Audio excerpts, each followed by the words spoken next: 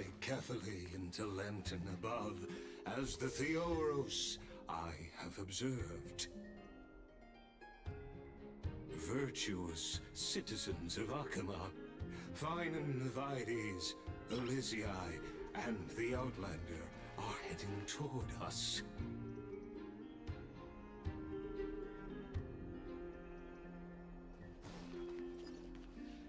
Aglaya, what happened here? I know about the poisonous fangs of that king snake through the golden threads. In the past, I would be confident about keeping her in check, but I admit I am now unable to do so. What do you mean? It is no longer about eloquence or arguments. I have been a demigod for far too long that I hardly have any humanity left. Before I realized it, I have become no different from these hypocrites, no longer capable of relating to the people. This has come a lot sooner than I expected. But perhaps it is time. I need you to step up, Finan, in order for me to retreat behind the scenes. Yes, this is my duty, but... It is far easier for the Council of Elders to fool many than just fool one person. Their so-called more support is no more than a ruse to distribute power using words instead of lances. There is no glory in winning this debate, but that makes having respect for humans so much more priceless. Finan, you are a Chrysos heir without flaw, capable of relating deeply with humans. I appreciate what you've taught me, Aglaya. I hope we'll live up to your expectations and win this debate.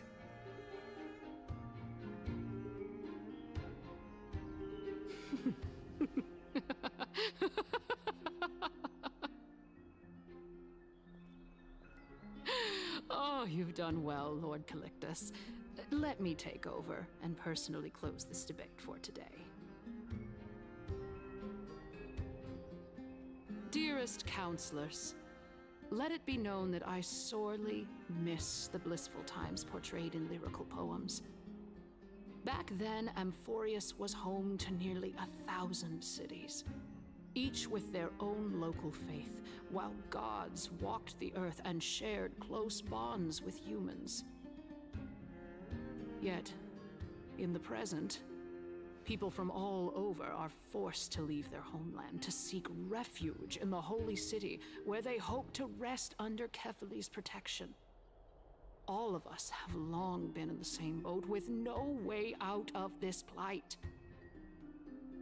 We didn't have a choice in the past, but now, the Council of Elders brings to the table a new possibility.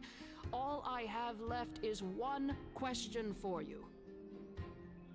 Would you rather strive toward the unheard of Era Nova, or return to the prosperous Era Chrysia of our past?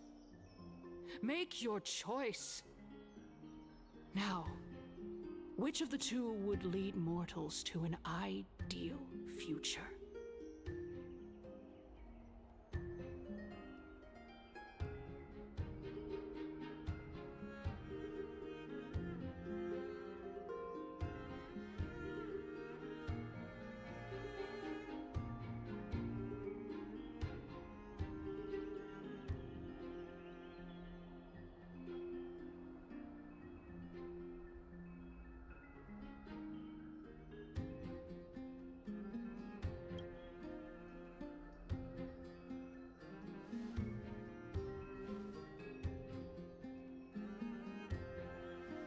We all know that Era Chrysia is a thing of the past, Lady Kindness. Please, enlighten me. How does the Council of Elders plan to turn back time?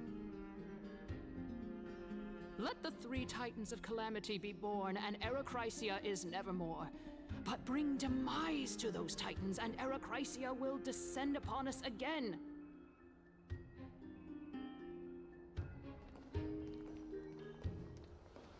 Know that the Council of Elders is never one to make empty promises. Look at who we have on our side. Anaxagoras, one of the Grove's 7 sages, and Castorus, Idonia's goddess of death. With the help of these 2 heroes, I can promise all of you that Era Chrysia will exist once more. Aren't they Chrysos heirs? They're supporting the Council of Elders instead? It's clear from the start that these heroes do not get along well in their group. All the more proof that Aglaya isn't fit to speak on behalf of every Chrysos heir. I am in favor of Era Chrysia. Era Chrysia! Era Chrysia!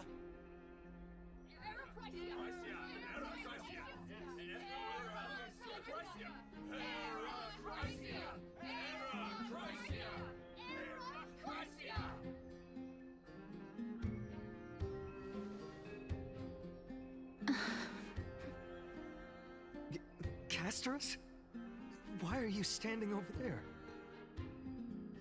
You finally arrived, Naxa. So have you, Cass. Don't worry, Aglaya. Well, I know that you have many queries. Could you continue to converse like how the citizens normally do?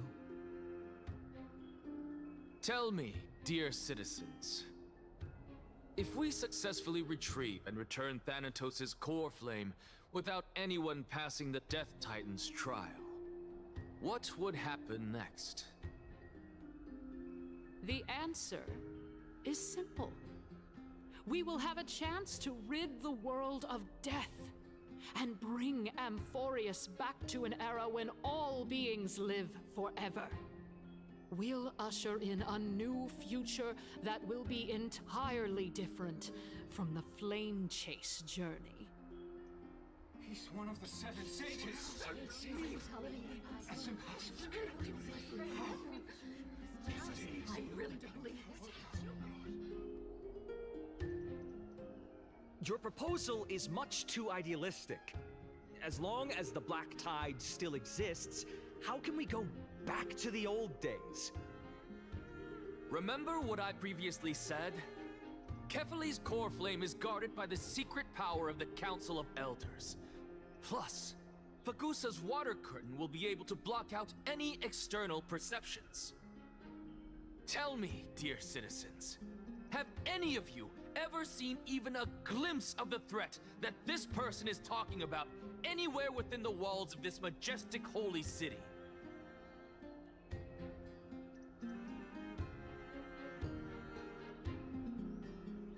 Oh. Could it be that you heard that from the Flame Reaver themselves? Citizens, let's loudly sing the blessed hymn. Oh, beautiful old world, where are you now? Oh, legendary Era Chrysia, return to the mortal realm! After the destruction of the 3 Titans of Calamity, the Flame Chase journey will have to end.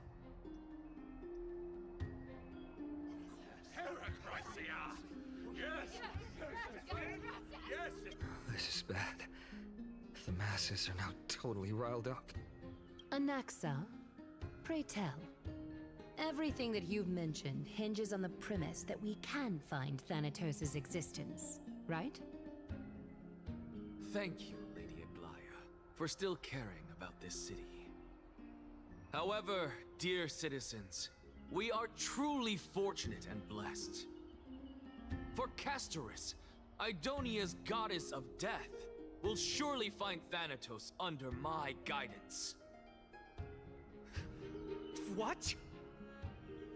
With that, I solemnly promise that the core flame Lady Castorus brings back will be personally managed by the Council of Elders. Thereafter, if we are able to garner the support of all of you at the Citizens' Assembly, we shall spare no effort in ensuring that the Era Chrysia will return to our world once again.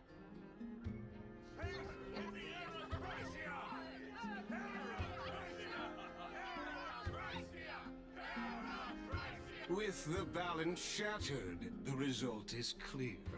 Buy carefully into Lenten above, as the Theoros I have observed. Akama has chosen her destiny. The issue up for discussion at this Citizens' Assembly shall be modified to the suspension of the Flame Chase journey. This resolution shall be put up on the Wall of Heroes, such that all citizens are aware of the city's way forward.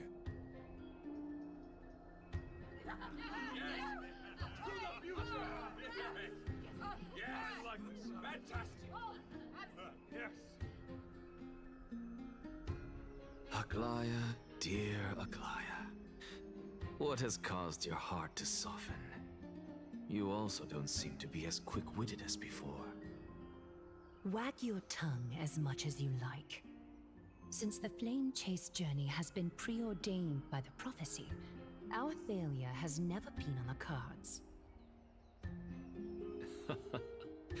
Well then, I guess we'll find out if that's true at the Citizens' Assembly.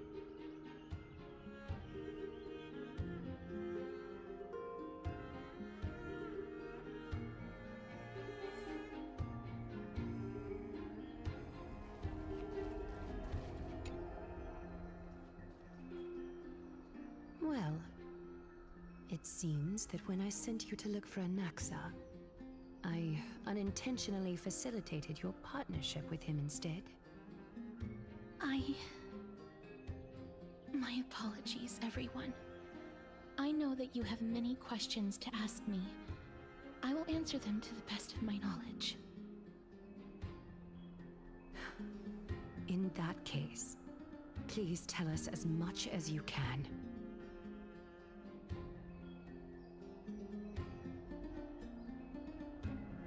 In actuality, he showed me a past that was both long and heavy.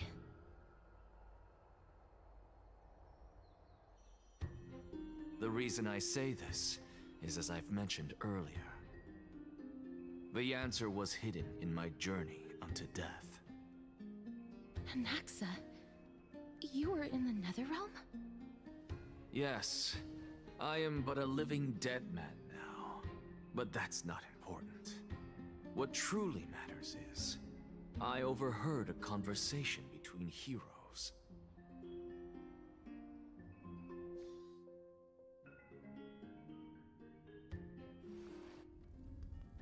Have you heard of this tale before? A tale about the ocean god's treasured pearl, our hometown. It was a seaside town which enjoyed the ocean breeze and glorious, peaceful times, thanks to the wisdom of its ruling queen. Until one day, an evil dragon descended upon the town. Its wings were large enough to blot out the sun, while its claws were sharp enough to rip the waves apart. It barged into the tall tower and devoured the queen's beloved daughter. It even settled itself in her bedroom, like a tyrant king. The queen assembled 300 warriors who managed to subdue the evil dragon by chaining it up. However, when the queen slit open the dragon's belly, she realized that the princess had long since been digested, and all that was left of her was a pile of bones. Devastated, the queen wept for several days. It was then that a devious, smooth-talking scholar arrived at the palace and suggested that the princess could be revived through the use of dragon bone and dragon blood.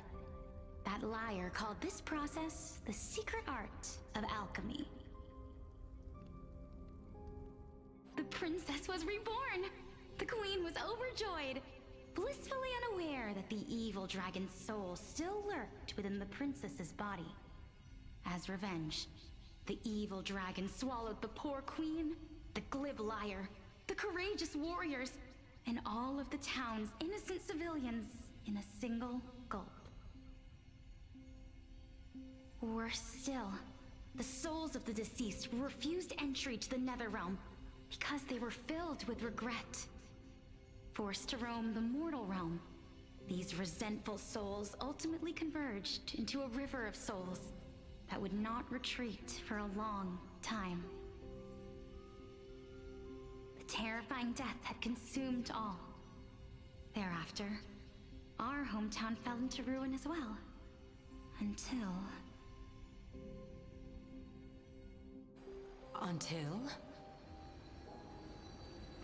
Until? Actually, I don't know what happened next either. Oh my...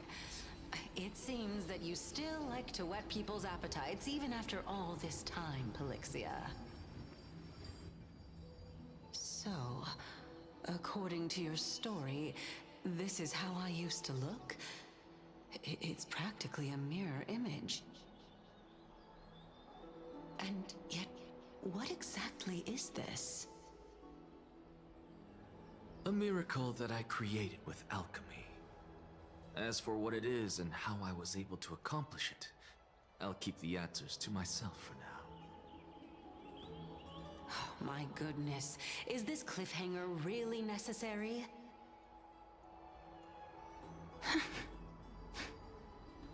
Quiet, Titan.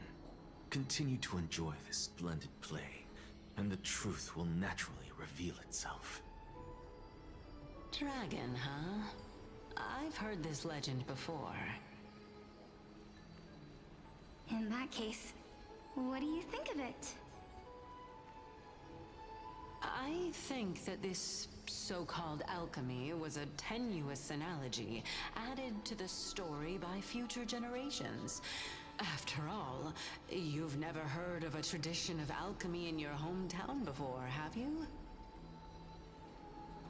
Indeed. Before I left home to pursue my education, I never even knew that anybody was looking into this area of study. Therefore, we can just treat this tale as a fable told to young children. A fable, you say? If so, what moral is it trying to impart to the kids?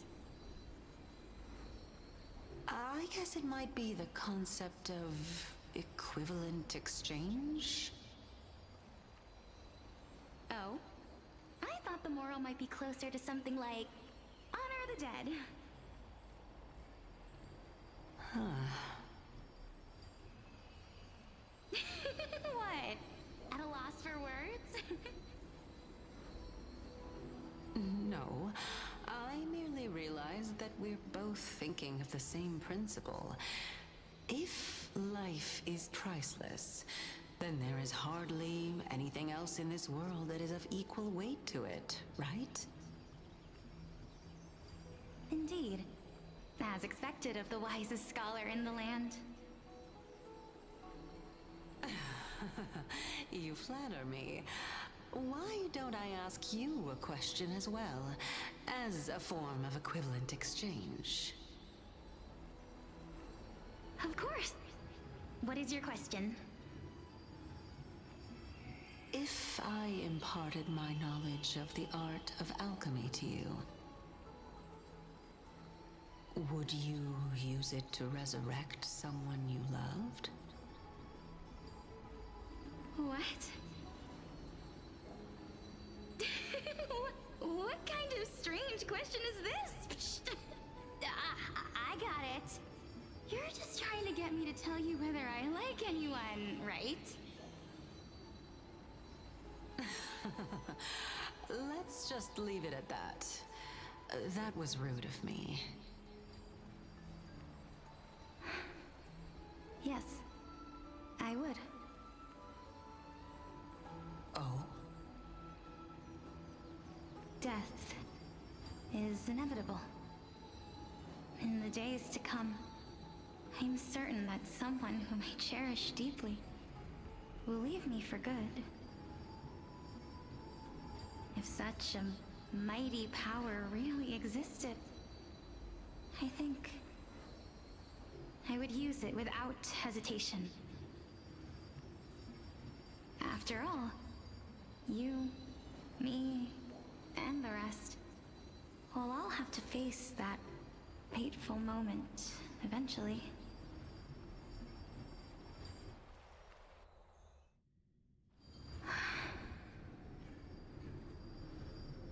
My time is finally here.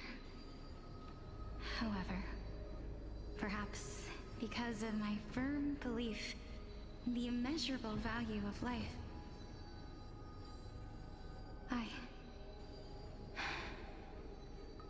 I am unable to complete the trial.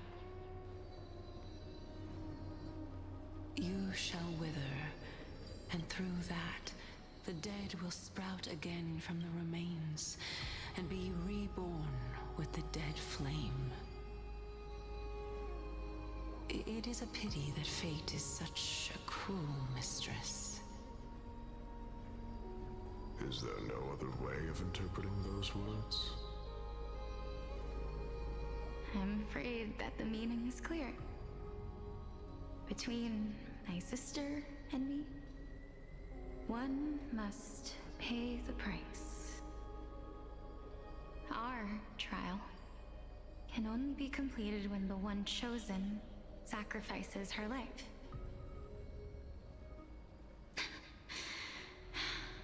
I'm afraid that the prophecy might even have selected a pair of twins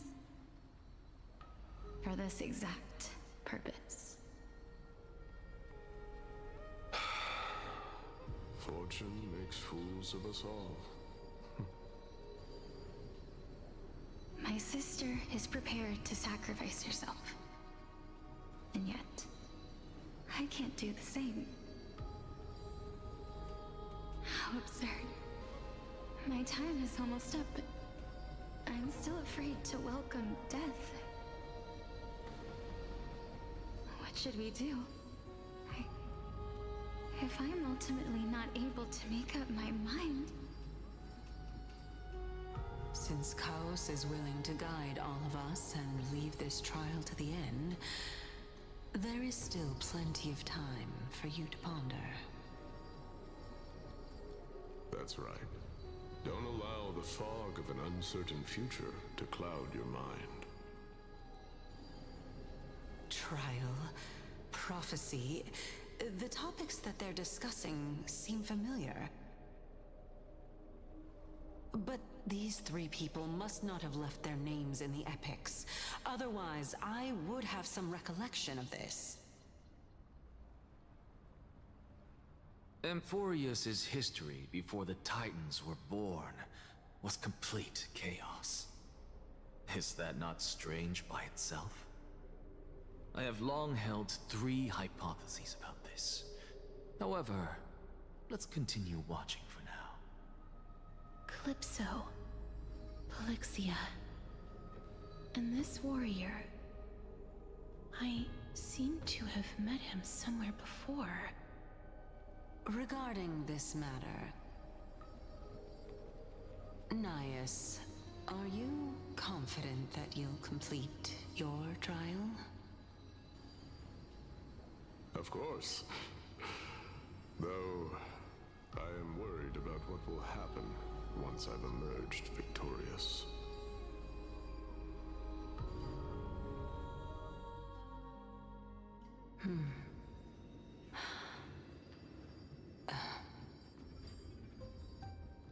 Looks like you have made up your mind.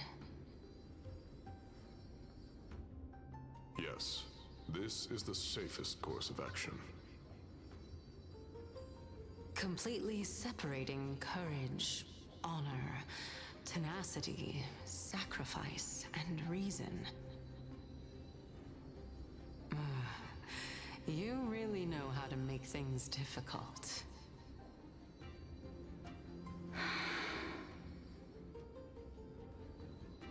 Please, young lady, witness my fall and demise. Lady Calypso, you shall host the soul-rending ceremony. I do not understand. Why would you dare to sacrifice yourself for a future that you won't get to witness? Because this is our destiny. The power that resides within me is so intense that I will one day be engulfed by it. Furthermore, a valorous death before glorious return has always been the path I chose to walk. A journey I began long ago. If your sister or cows were in my position, I believe they would make the same choice as well.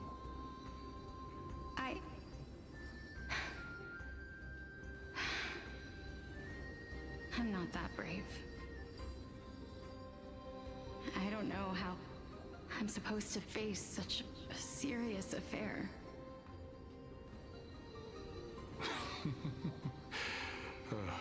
Despite being Death's chosen one, it seems you still don't know how to face it. Let's chat, young lady. Perhaps I shouldn't end my journey so hastily. Since there's still time, I'm not worried about letting fate wait a little longer. Of course. This warrior is Lord Anaias.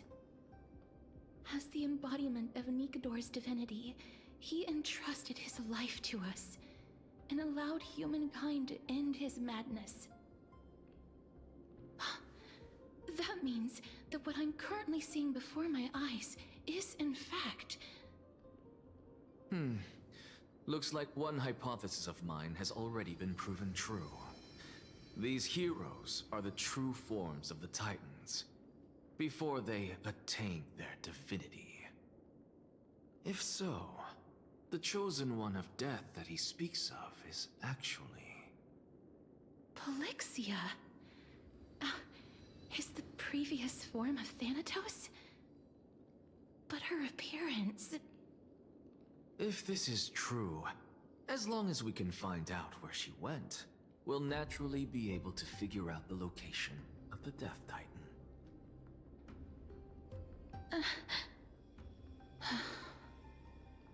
But before that, we first need to witness what ultimately happened to Lord Anaias.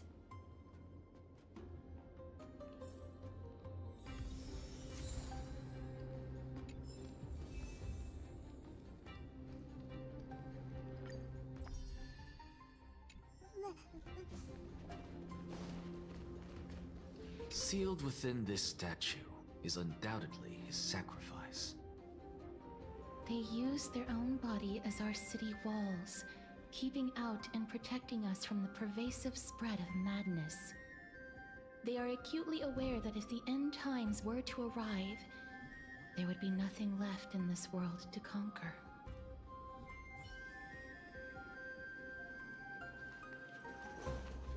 Nikador's courage is a testament that they have never once retreated from a battle.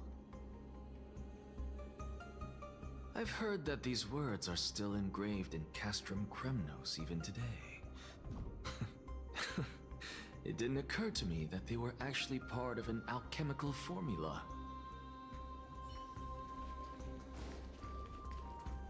Lord Anaias' honor is sealed here. Incredible. The honor in this child's soul is so light.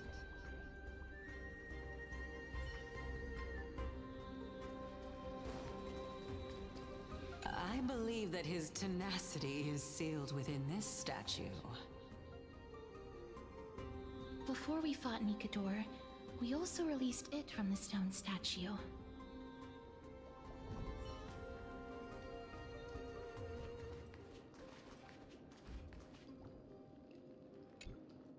Honor, courage, tenacity, sacrifice.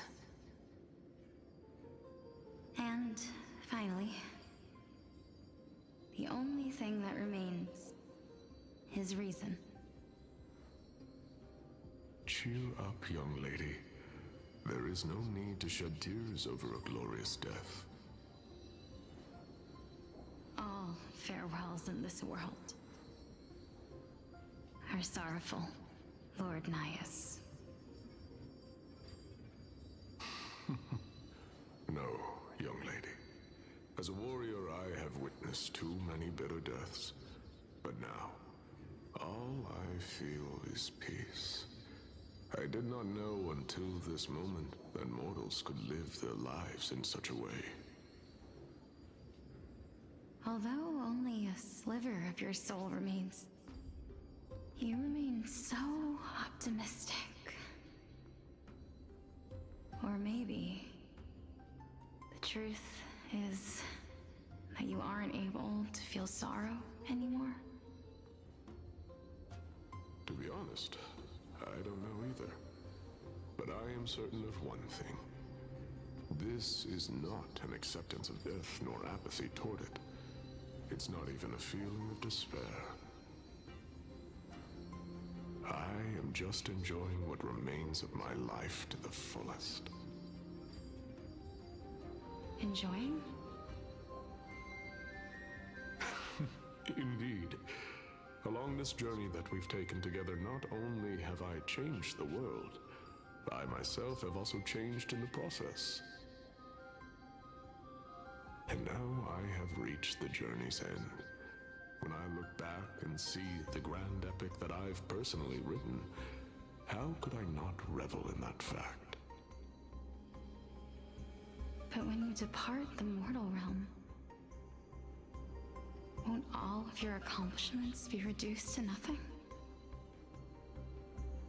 Separation and death are two sides of the same coin.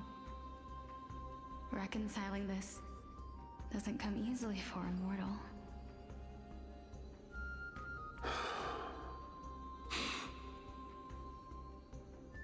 Finally, let me recount to you a story of mine, young lady. The first time I returned from the battlefield, I felt extremely hollow. The calamity had devoured everybody on the battlefield but me. When I returned to the city alone, the citizens held a banquet for me that was far from pleasant. I felt as though I was still on the battlefield, and the person who had returned was nothing but an empty shell. It was late into the night by the time the banquet ended. My head still reeling, I returned alone to the barracks. On the way back, I encountered someone. It was a crazed scholar looking at the night sky and muttering to himself by the side of the road.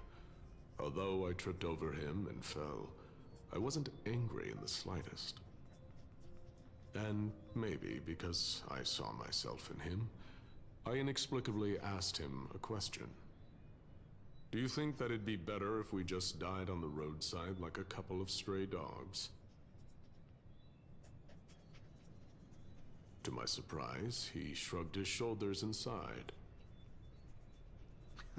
How does someone who is currently experiencing death, dying and living, afford the same amount of bliss? Now please, go away and don't block my starlight. Are you trying to say that there is no difference between living and dying? For they are both journeys that lead toward death? That's exactly what life is, and death is, but a scale to measure how valuable the journey was. Journeys and epics are only glorious and magnificent because all things eventually fade to dust. Therefore, young lady, don't detest your fate. Instead, willingly and respectfully embrace it. The embodiment of strife, telling me about the majesty of the world.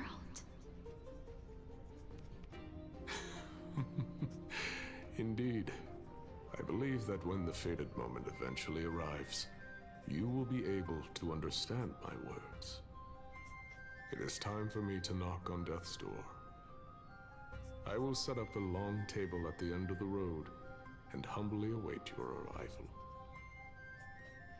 When that moment finally comes, Let us drink and be merry then.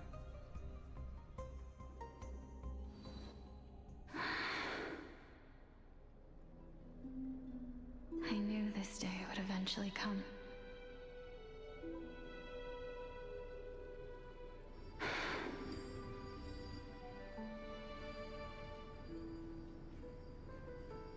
Are the both of you ready?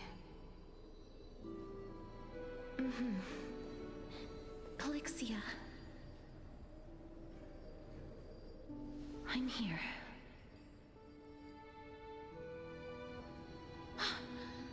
What? This... This is quite interesting indeed. Is this... Polixia's sister? Is it... me? Now, it's time for us to fulfill our promises.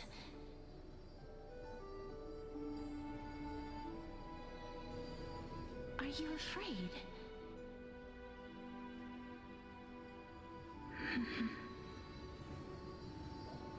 What are you afraid of? That I won't be able to do it.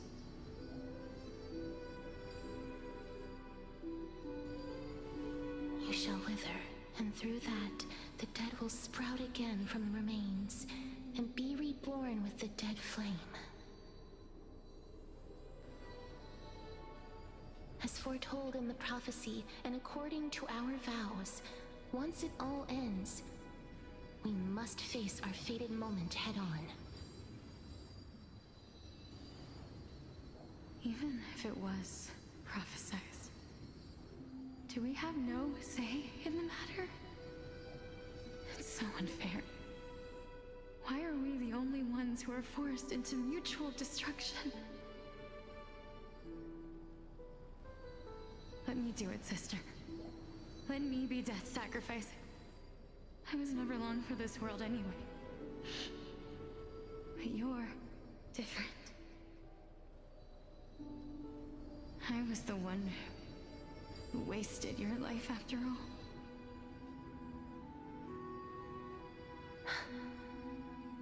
You're wrong, Polixia.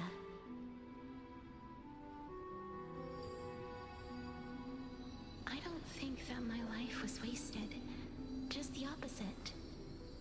When I finally arrived at this destination and looked back at the journey I took, I discovered that flowers had long since bloomed along the path I walked.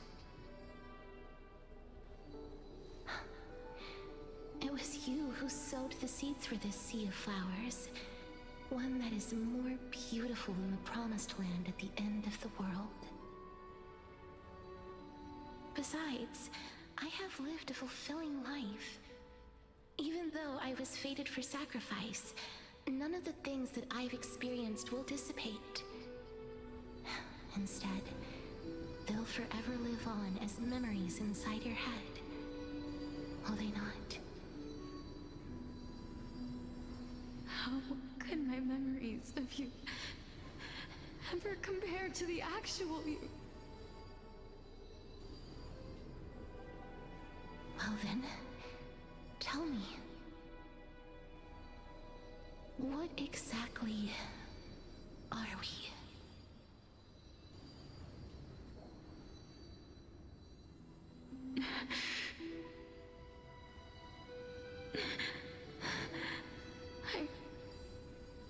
I don't know.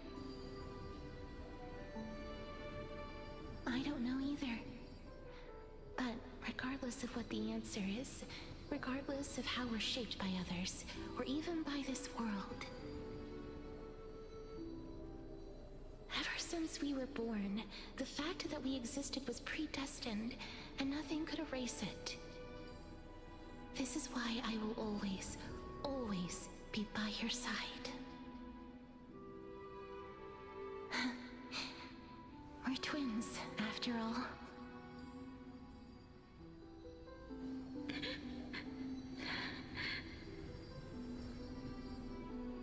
All right, my dear Polixia.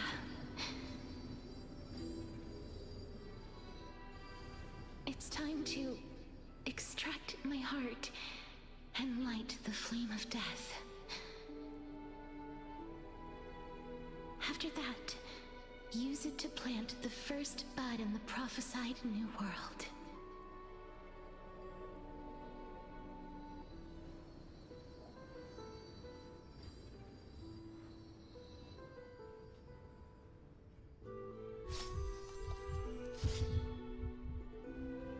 If I imparted my knowledge of the art of alchemy to you, would you use it to resurrect someone you loved?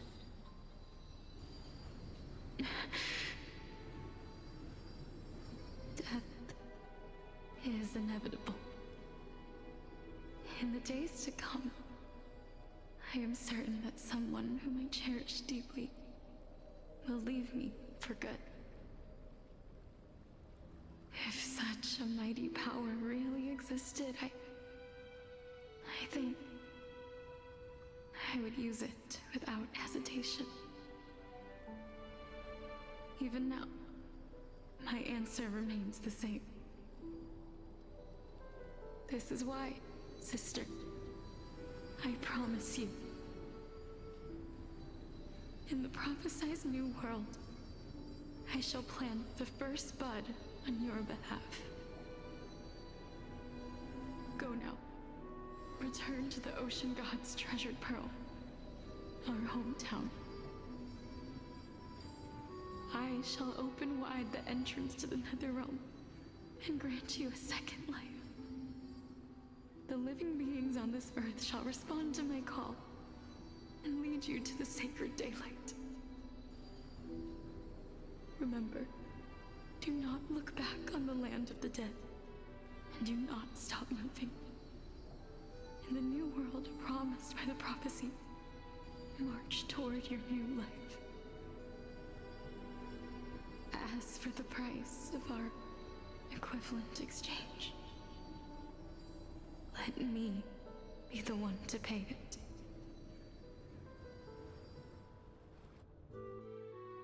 Everybody, we've come to the end.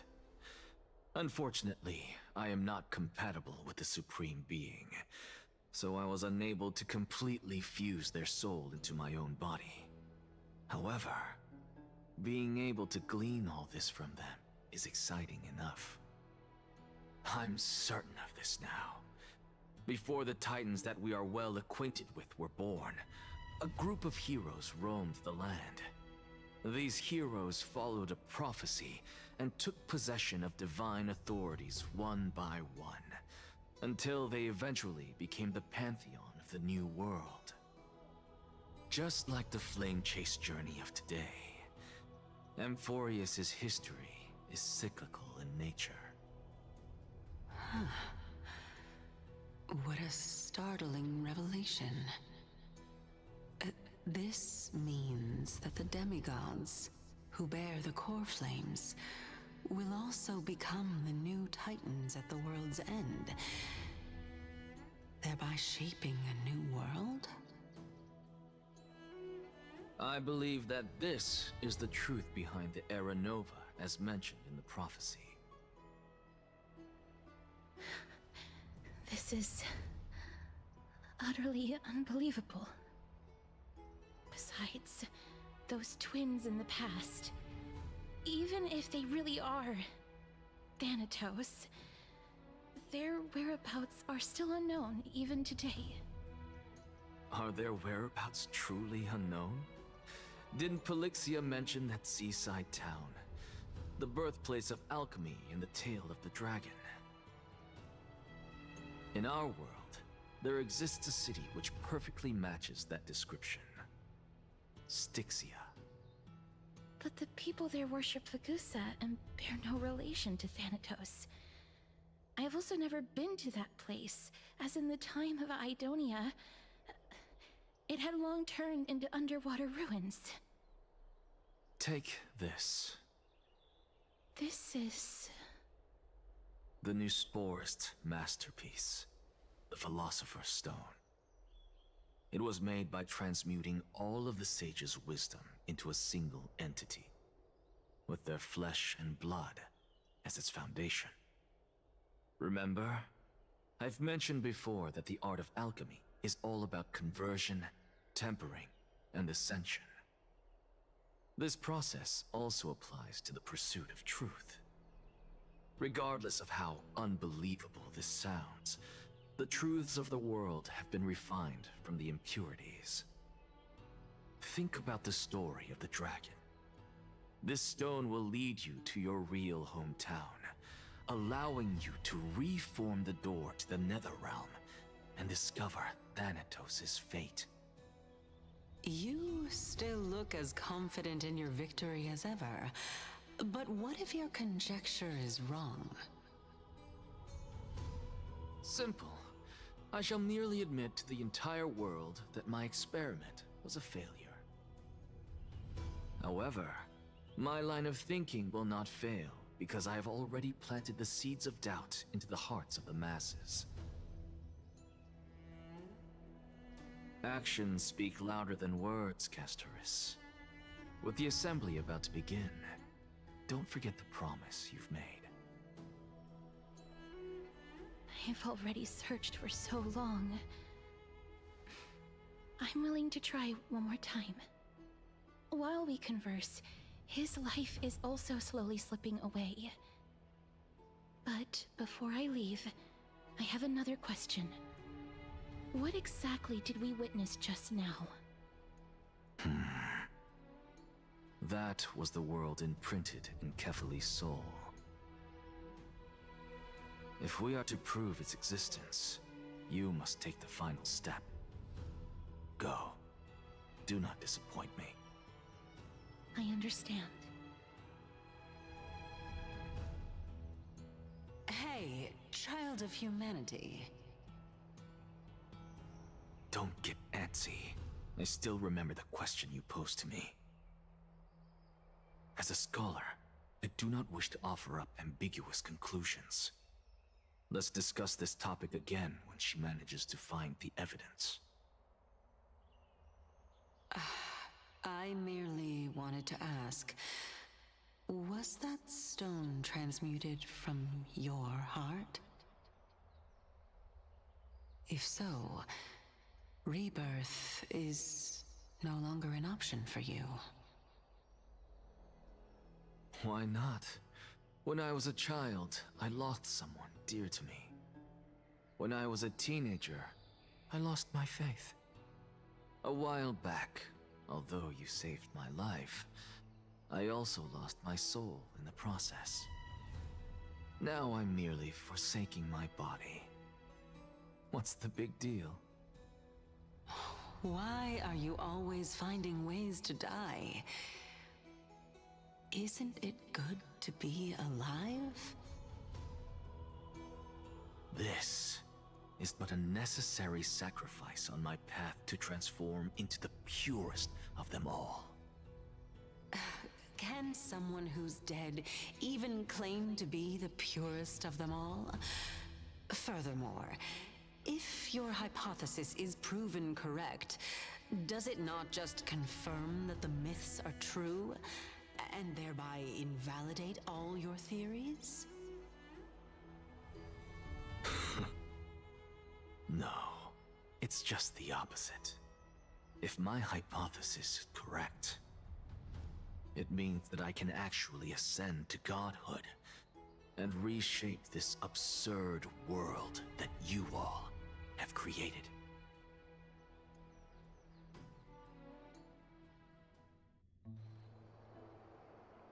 That's a lot to take in at once.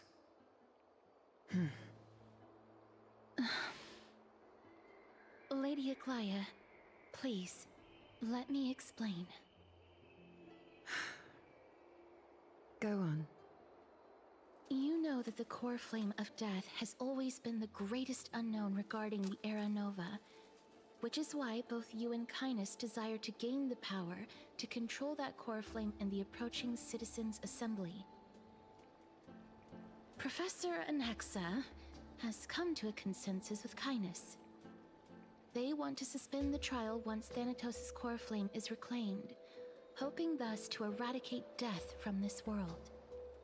If they're successful, then the flame chase journey will cease, and Akama can enjoy everlasting peace. But I know this runs counter to your wishes. So long as we do not usher in Era Nova, the Black Tide will never be eradicated. Even with Lord Mighty on the front line, and the Black Tide not posing an immediate risk, the danger nevertheless remains. Honestly, it's difficult for me to assess the pros and cons in this decision. But someone must bring the core flame before we can begin negotiations over it. The Titan could be very near. I cannot let this chance slip by. Besides, someone has to make this trip to bring back Mr. Soul. Well said. You already had every reason to seek an audience with Thanatos. It's that great performer who has weaponized your wishes and placed us in this difficult situation. A world without death. Do you desire that too?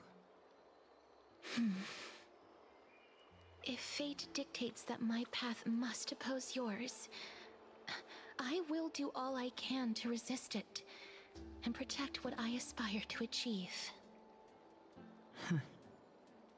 Lord Mighty showed me that without taking the first step, all talk of what follows is moot.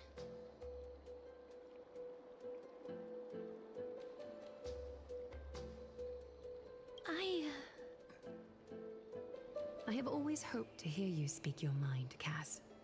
And I am glad to have heard your true thoughts. Styxia. I visited that place in the past. Though it is now an island surrounded by the river of Souls torrents, it's not hard to see its former splendor. Go. I will not stand in your way. As for you, you are someone who has cheated death. I believe you have more than enough reason to make the trip with Casterus and meet the god of death himself.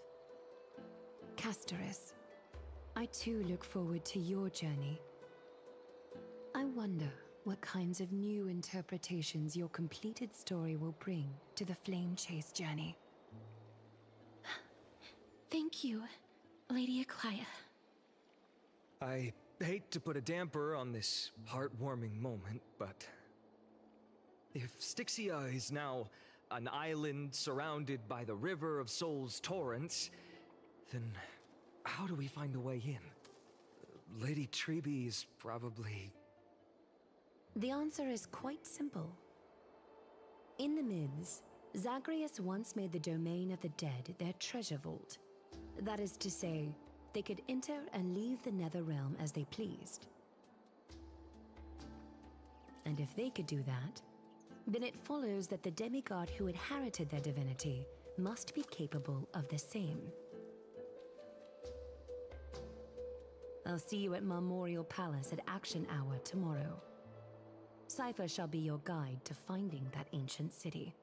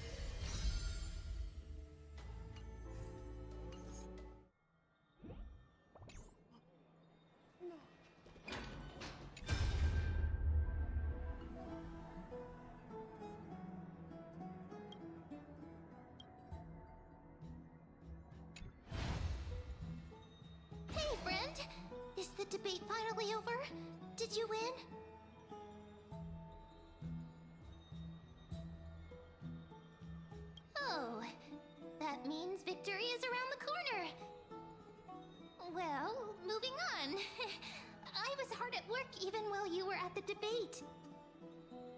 I borrowed a mountain of books from Cass to see if I could find a way to solve your problem. Let's see. I still have... only 32 books to go. Really? Oh, that's fantastic news. I knew it. Hard work always pays off. Especially if you're as diligent as Ma'am. I feel like a huge burden has finally been lifted off my shoulders. Why are my eyelids so heavy all of a sudden? You're right.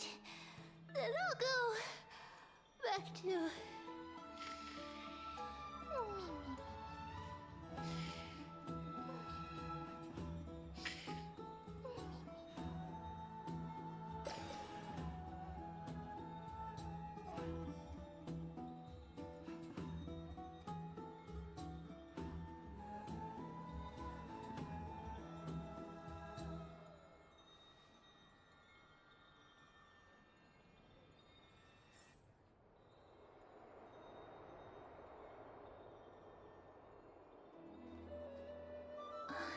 Cass? What a surprise. Lady Treeby. Is something troubling you?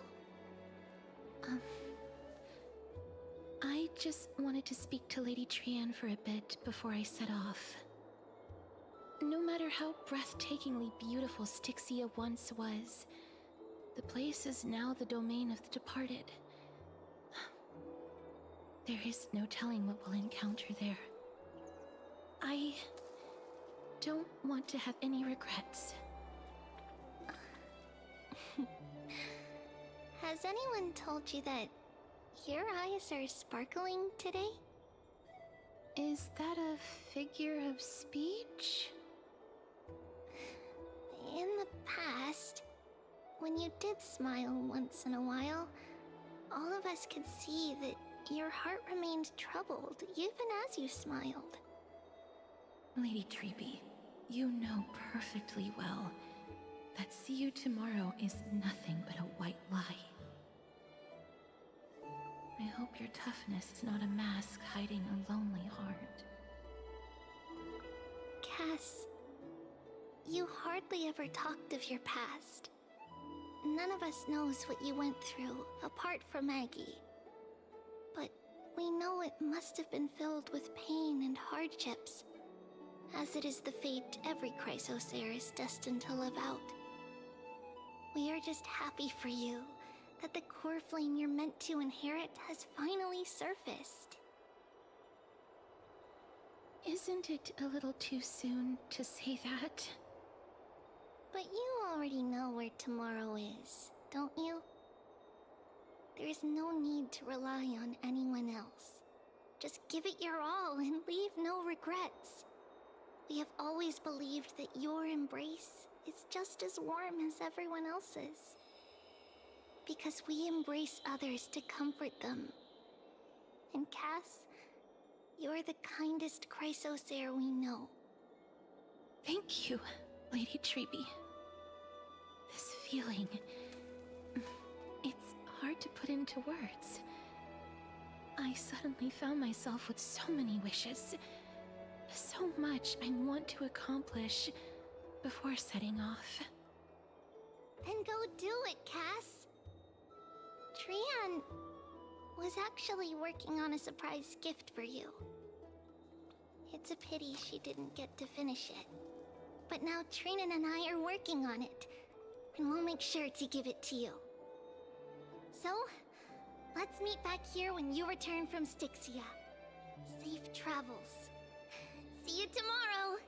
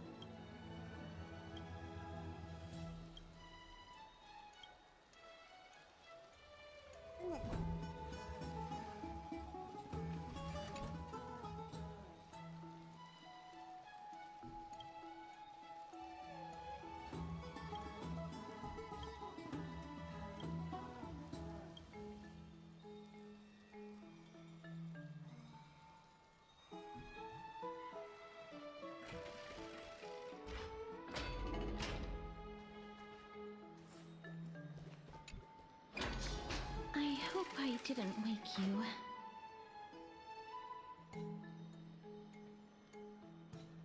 Huh? No. No. I'm here because of private matters, actually. If it isn't too much to ask, I'd really like it if you could come along with me to retrieve something.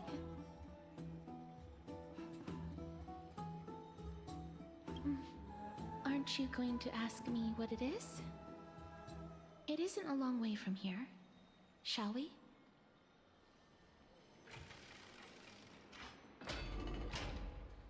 I'd love to go in and look.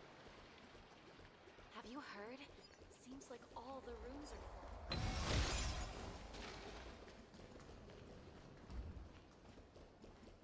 Faith can dispel the black tide. The streets are packed. It seems the vote to pause the flame chase journey has begun. I want to vote! Tell me how I can vote! Take your ceramic shard, engraved with the Kefali rune, select the Council of Elders in your heart, and pray silently until the shard registers your choice. Then toss it into the Dolium. The Council of Elders? More like the Council of Buffoons? The Black Tide took my hometown long ago! Who are they kidding with bringing back Eracrysia? It's all a sham to create their own Eracrysia in Akama! The Titans are just. So long as we do not overstep our bounds again, we will not incur divine wrath. Oh, please. The time when these deranged Titans should have vacated their spot to the demigods is long overdue. You'll see soon enough, you old fogey. And I pray that Talanton smacks some sense into you with their scales. We shall see how this turns out. That was quite a spectacle.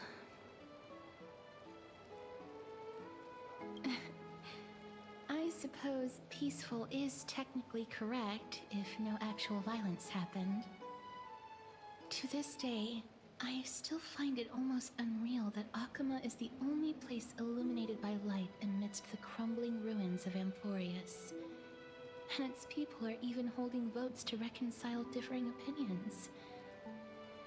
This peaceful sight is making me forget that this is the end times.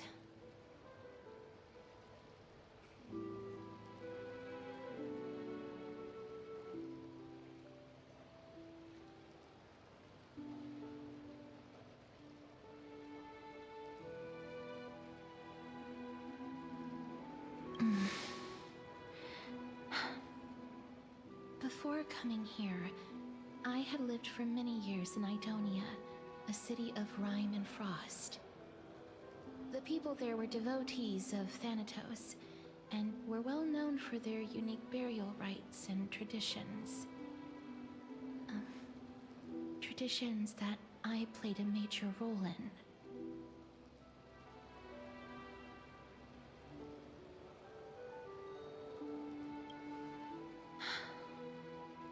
Yes.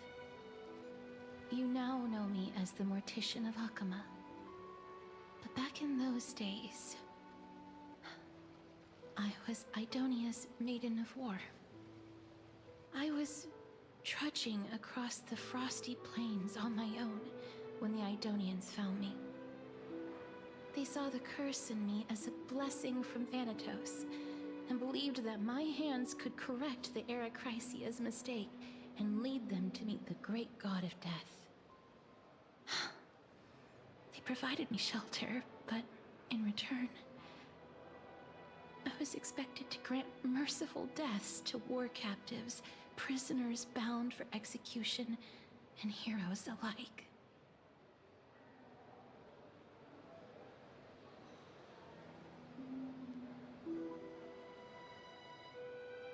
Is that how you see it too? But no matter how kind or cruel the means, nothing can change the essence of death. Taking away someone's life is never worthy of religious worship.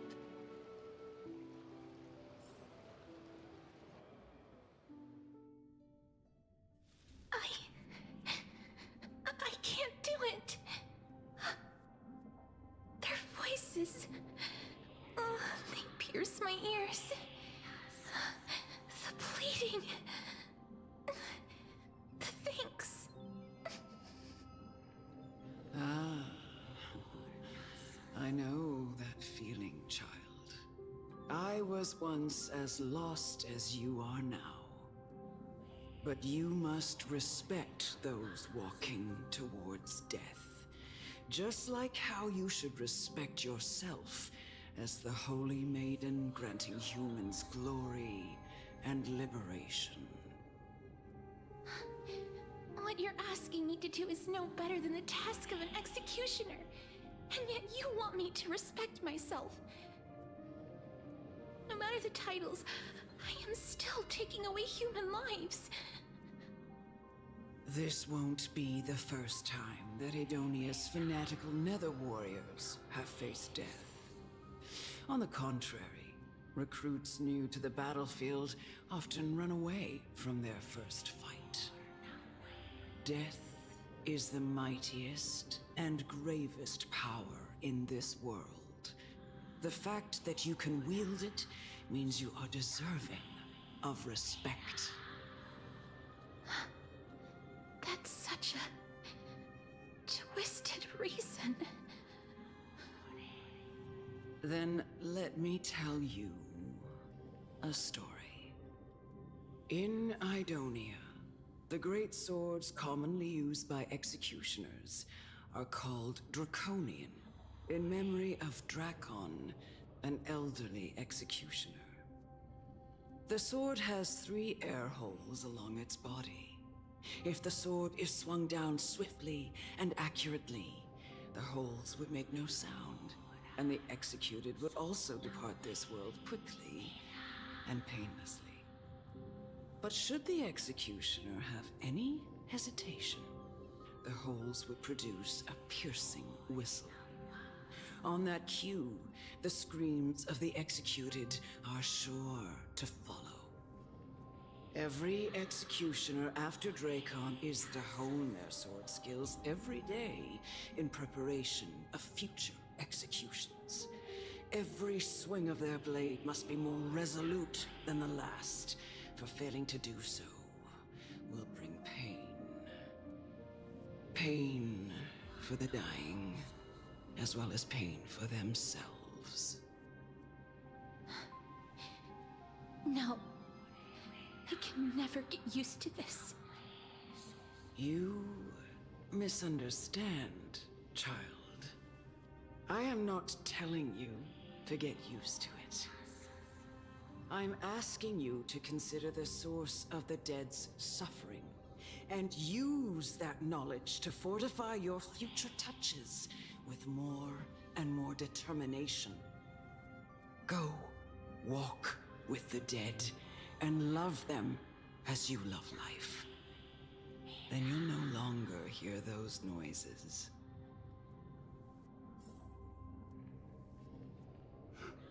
Please, don't kill me.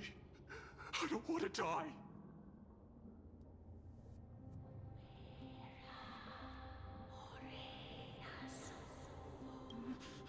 No!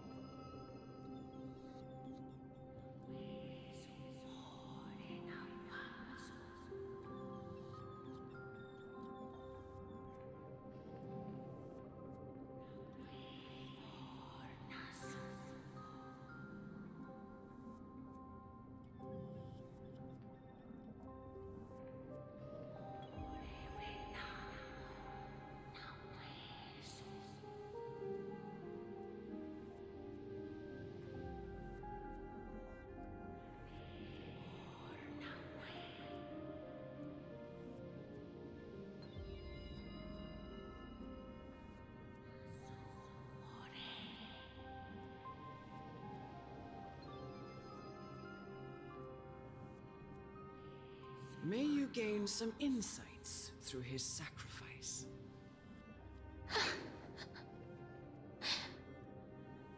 Is this all? No. Come with me. This is just the beginning of your life as the Maiden of War. You executioner!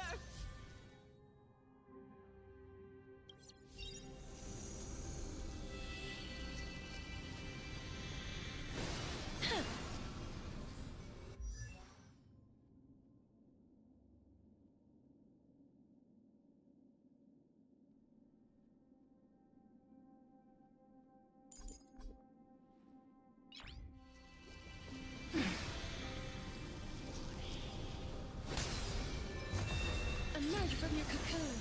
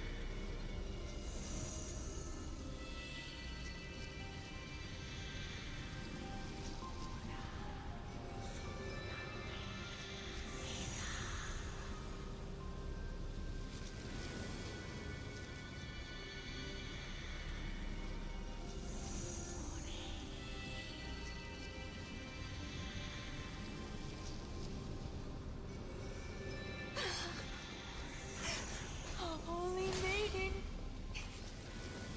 Go. Grant her glorious death.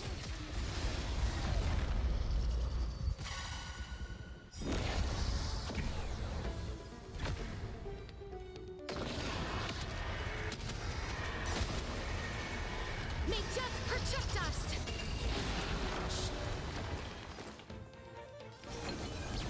Pretty good crowd today. Keep up!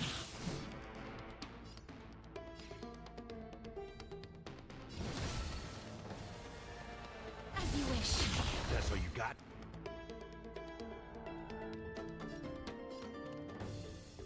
Slice, my friends. Indulge yourselves!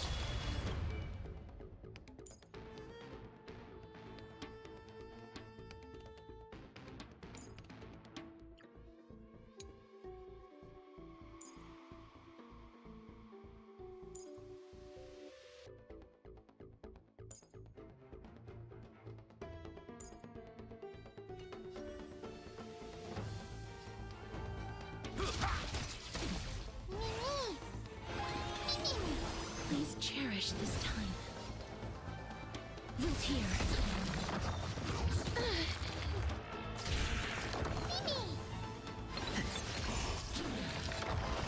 Painless. Let's rock! You executioner!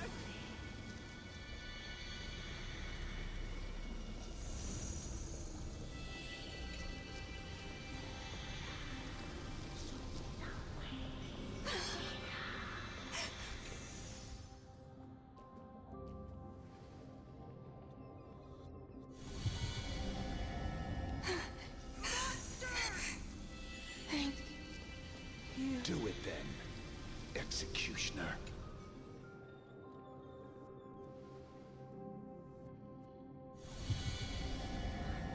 I curse you to live in eternal pain.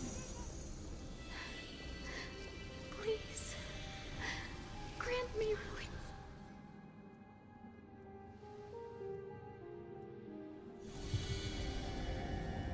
When will this ever end?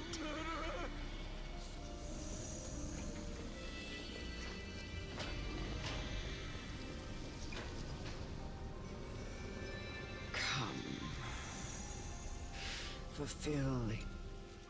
What are you trying to do with me? I have aged. The time has come for me to heed the summons of Thanatos and journey to their domain. The final resting place of every Idonian. You're not that old yet. You still have many, many years ahead of you. No. I'm already dead. For I have come to fear my declining health and impending death. Castoris, will you give me one last chance to charge towards fear and prove that I am no coward? I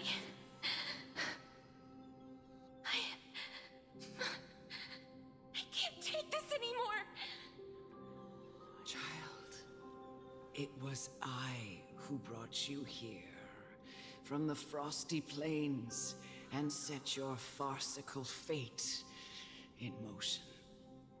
It was also I, Chief Executioner of Idonia, who forced the heavy duty of executing others onto you. I've always known that you have doubts, and even anger about my faith, and about me. I never had a choice. Indeed. We essentially abducted you. Yet you can end any sinful life with just a touch of your fingers. Shouldn't it be easy for you to escape from here? I'll never do that. It doesn't matter how lightly the Idonians take death, or how readily they accept it. I simply can't do it. I knew I was right about you. What do you mean? I've taught you and cared for you as my own daughter all this time because of this blessing that's been with you since your birth. I know no one else in the world would understand the weight of life and death more than you do. In the eyes of an Idonian, death is the end of all life. A destination we will all eventually reach. Humans should not resist it, but learn how to face it. You can only live your life to the fullest after understanding this principle. And when you do, even if you eventually leave Idonia's protection, even if you must carry the curse forever, you can live with your head held high, like everyone else. No! How can I? Come now. It's time. I've already taught you all that I know. Show me that you are a fitting holy maiden. Or at least, that you possess the resolve to become one. Come now. It's time. I've already taught you all that I know. Show me that you are a fitting holy maiden. Or at least, that you possess the resolve.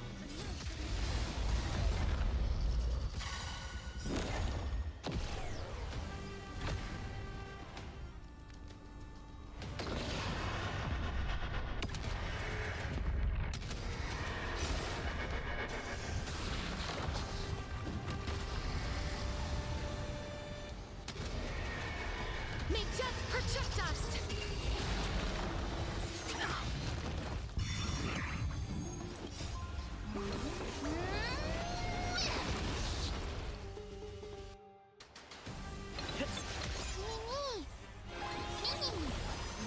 losers. You can fight it, or rock with it! Please cherish this time. Volteer. This song's for you. Keep up! Step up, let's...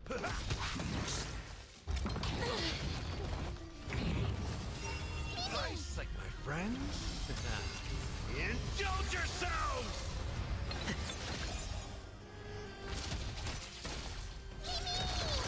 You two will head to the nether realm as you wish. Turn it up!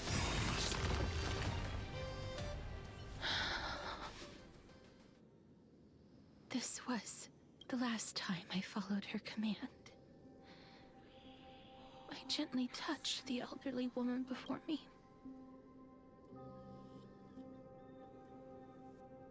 The executioner, who had seen too much death, died the same way as everyone else. A gasp for air, a wistful look in her eyes, and a barely perceptible tremor in her fingertips. Elder Amunet, the person who tried to teach me about death, ultimately vanished like dew in the morning mist. She spent her life embodying the beliefs of the Idonians, and when death finally came, she embraced it exactly as their doctrine had taught. I have nothing but respect for her. I erected a cenotaph in her honor in the marshes outside Idonia's city walls with the others I had laid to rest.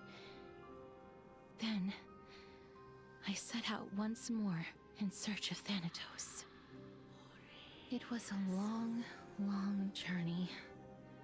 I heard so many discussions about death along the way. Life finds meaning in death. The world improves because there is an end. It seems the most terrible darkness in this world.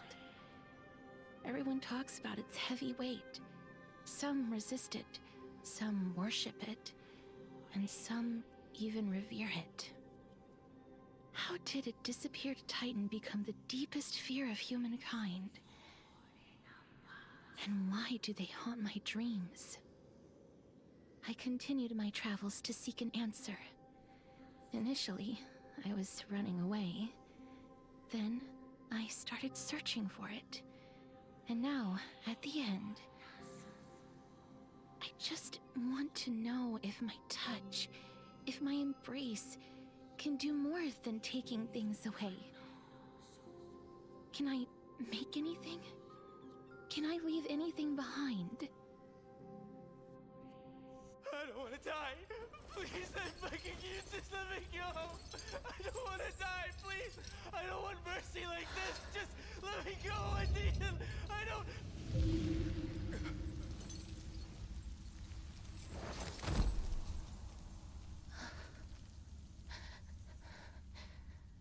I hate these icy hands.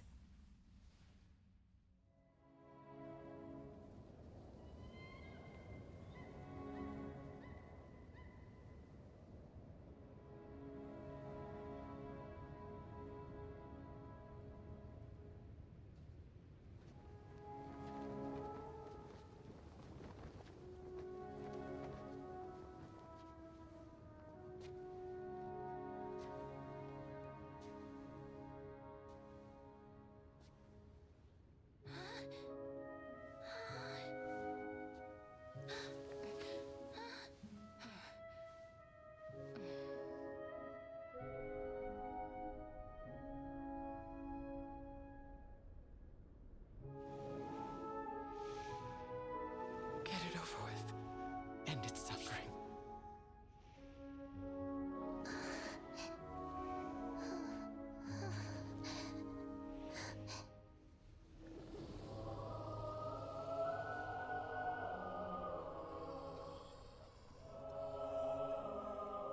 The Reaper has blessed your hands. Only you can grant them peace.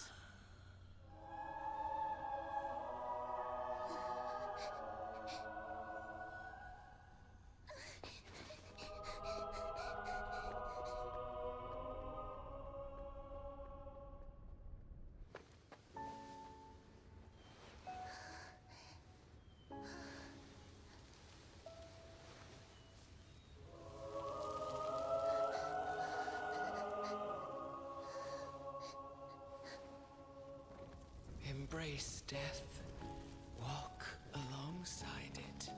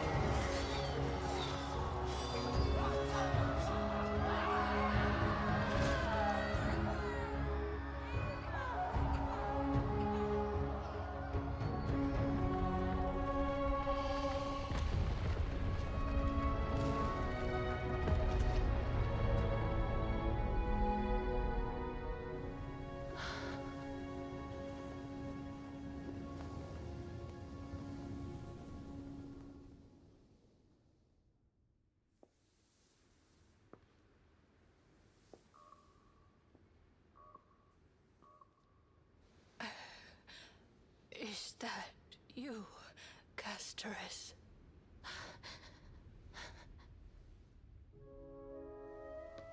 All of them have gone, heeding death's summon, crossing into their domain.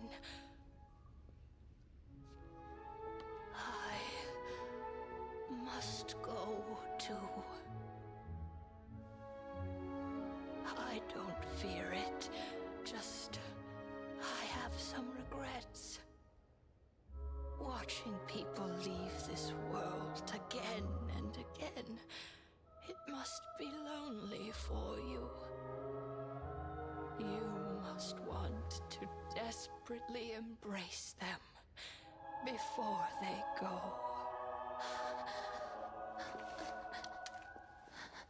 I can't. These hands, they're too cold.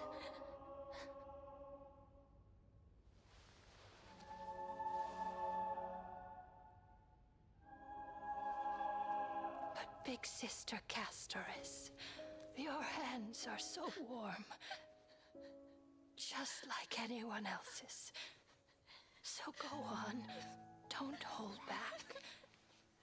Give me a warm hug.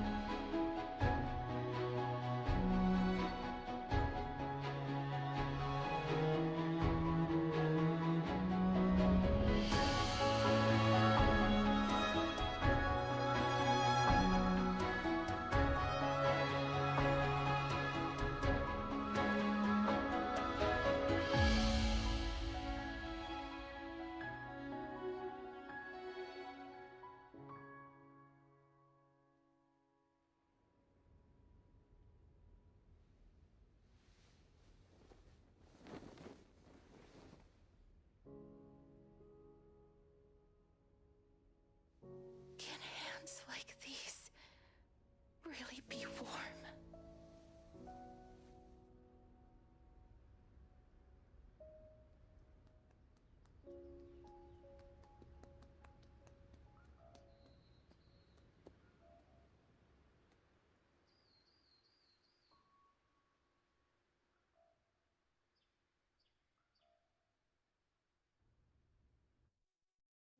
On the day that Oryx's trial ended, you must have had many questions. I felt just as confused. Why, as someone from beyond the sky, were you so cruelly dragged into Amphoreus' fate? I wished I could take action, but no matter how hard I try, I cannot simply interact with the living as ordinary people do. Even when we brushed against each other unintentionally in the grove, and it was obvious that nothing had happened. When an almost unattainable hope finally welled up in my heart. When I thought that perhaps my touch would no longer bring sorrow, fate declared to me, it wasn't that the curse of death had finally been lifted, but that your soul no longer belonged to this world. And there was nothing left for my hands to take. Nothing. And did I really think this time would be any different? It's not that I don't understand this reality, just that I'm unwilling to accept it. Having walked such a long road, I am still unable to find the answer to life and death. I am resigned to eternal despair. Anything I wish to hold on to, death will inevitably wrest from my grasp. From that moment on, I lacked the courage to confirm it again. Until Oryx laid bare the cruel truth before us.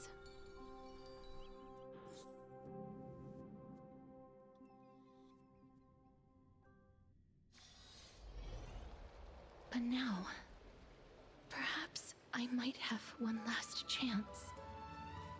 Long ago, Trinan read a prophecy to me. At the end of the Sea of Flowers, the souls of the living shall warm thy fingertips, and after an embrace, there shall be eternal separation. I found no surprise in it, for her words sounded not like a foretelling, but a perfect reflection of my past. Embraces in this world are born of reunions, yet my touch speaks only of farewells. In that moment, I had no doubt that this destiny would weave itself through the entirety of my life. And yet, things have taken a turn for the better. Now that I can finally have an audience with Thanatos, perhaps I can rewrite the meaning of that fated prophecy. I have no reason not to give it my all. For your sake, and for my own.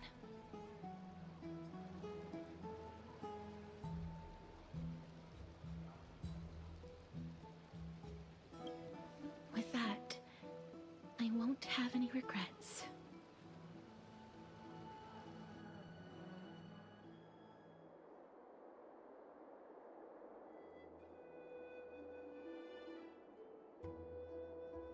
Let's put that aside for the moment. We've arrived. I want to retrieve a small gift I specially prepared for you. I made it myself, like the trinket I gave Lady Trian. I want to leave something for everyone, if possible. The journey to seek an audience with the Death Titan cannot be an easy one. I want to make full use of every moment I have before we depart, so that I don't have any regrets.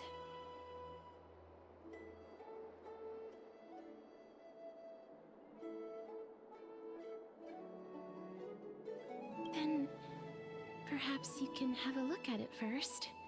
You don't have to take it if you don't like it.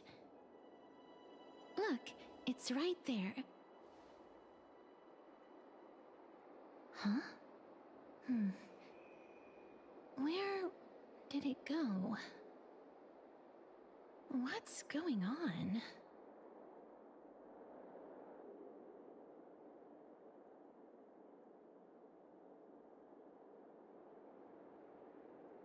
This is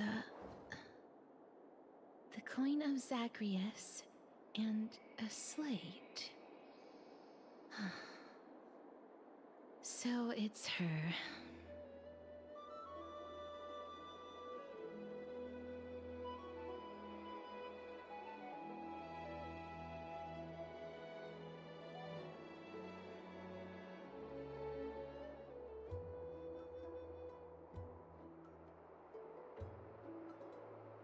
It's a Lady Cypher, the demigod of Zagreus whom Lady Aglaia had spoken of. She's a master thief who's left legendary tales all over Amphoreus. So many years have passed, yet she's still announcing herself in such a crass manner. Let's just do as the slate says and look for Lady Cypher.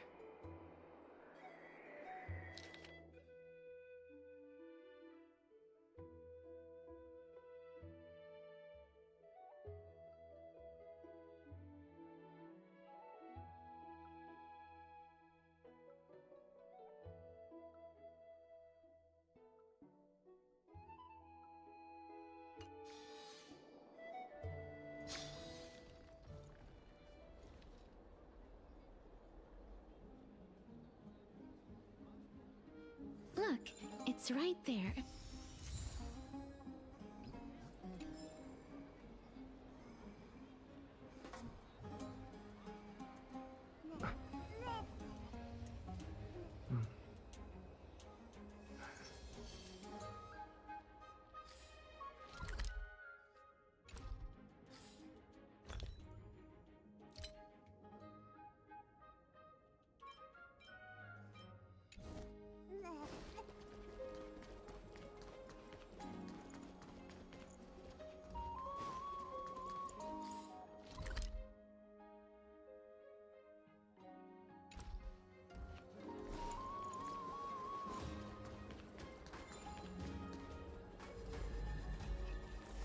We must pursue her.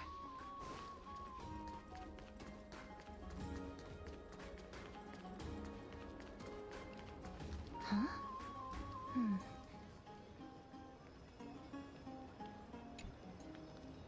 This is a trick she left for us.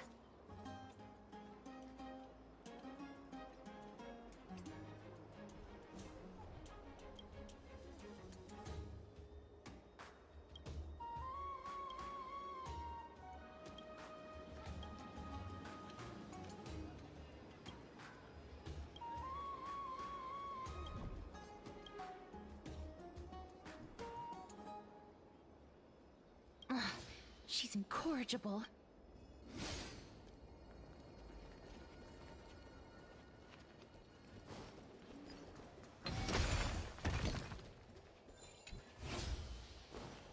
This is how it should be. We must pursue her.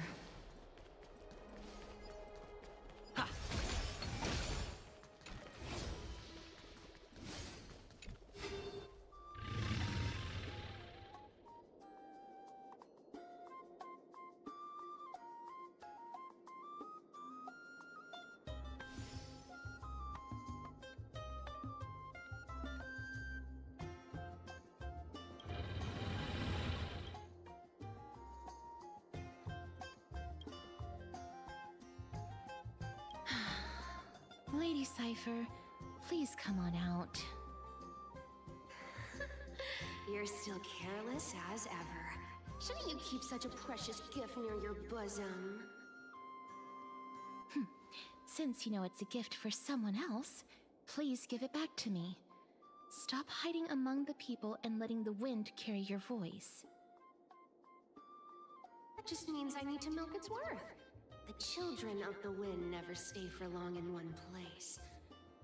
Unless your offer is tempting enough to still the wind. What say you? Name your price. I'll give you however much you want.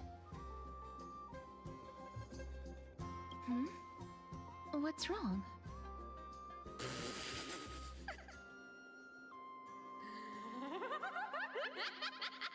No wonder they call you Princess Homebody. Why don't you two come over to my place?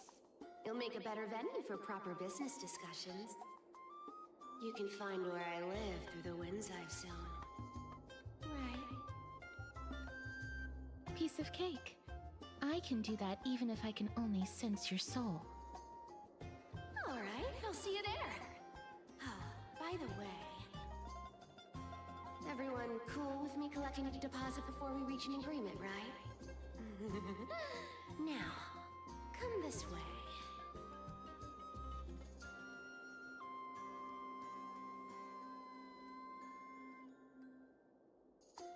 Ugh, she's incorrigible. Follow me.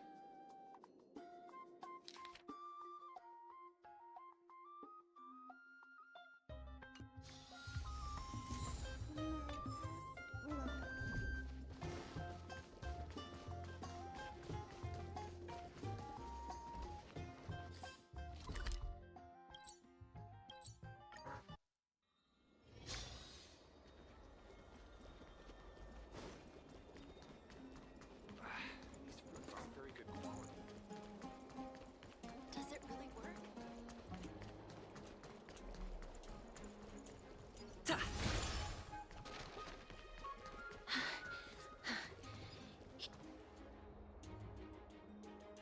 Over here! Over here! No, not that way! This way! Come on. If I really wanted to hide, you'd never find me. So relax, you two. No need to get your hackles up. I'm not that scary, am I? Meow.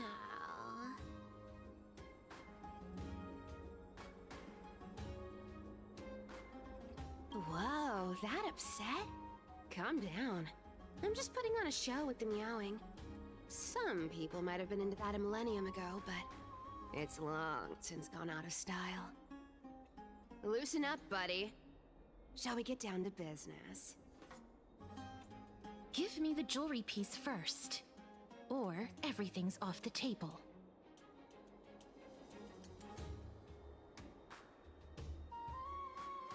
The materials are nothing to wow at, but the workmanship is superb, as always. You're still skilled as ever, even after all this time.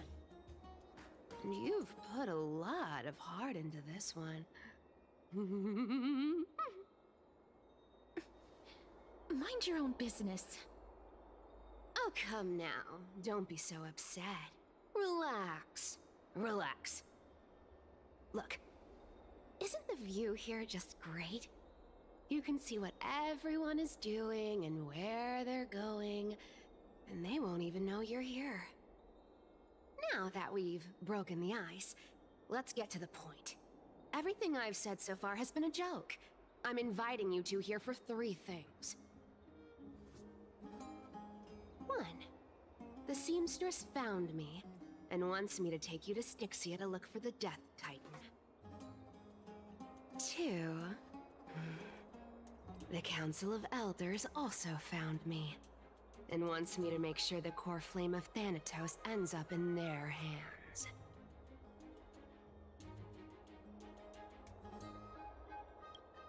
Of course, I may keep a low profile, but I'm still a bona fide demigod. And last but not least, I'm telling you that I'm not interested in doing either of those things. Don't go look for the Death Titan. The end.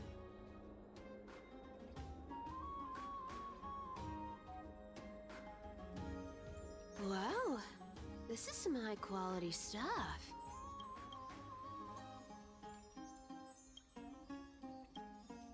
And this room is full of it. How much are these worth, Did you get all this through that Aranova gimmick? Some of it is family fortune, while the rest came from my business as a dressmaster. Don't liken the flame chase work to your shady dealings. Wow, I should have busted down your door instead of going around like a thief. Well, spill. Why are you giving me so much money? Payment for doing work. You're worth this much. Did you forget my stance to all this? I thought I made myself very clear. You wish to run away. Run away from your responsibilities, from the prophecy, and from your destiny. You shall walk with greed and die over petty change. I understand this prophecy weighs on you immensely. That is why I have never reproached the demigod of trickery for running away. But I need you right now, so don't turn me down. You know, maybe the gods got your tongue with their golden threads, Aglaya. I'm not hearing any sincerity in your words. Give me a reason why you're bowing your noble head to me. We lost Trian. Oh. The divine power of passages is running out. I need another demigod to escort Castoris and help her fulfill her lifelong wish. Oh, I get it now. You're sending Castoris to her death. And you want me to die with her. This is Castoris' own request. I have never seen her so determined. She brought this up herself? You're not pulling my leg. She's also made up her mind to leave her confused past behind. As will you, Cypher, when you finally make up your mind. Don't be so sure. Time is hard in the likes of you and I. But Castoris remains pure as driven snow. She can always turn back before the end, you know? Maybe she'll remember Trian's sacrifice. Maybe she'll remember the countless martyred Chrysos heirs. Maybe she'll remember you, with your one foot in the grave. I ain't as optimistic as you about what she'll want to do. Tell you what. Why don't I take this room of treasures as a security deposit, and we make a bet? Go on. I bet she'll change her mind and turn back. Now, if I lose, I'll do what you want me to do. Return this deposit to you, plus giving you another room full of treasures. How does that sound? You sound like you have all the confidence in the world. In that case, let's make a pact with those conditions. I hope you're prepared to lose it all. In conclusion, I want to win. So I hope you two can give up on going to Styxia. I'll give all the treasures in that room to you. And you can split it between yourselves, however you want. What do you think? Tempting, right?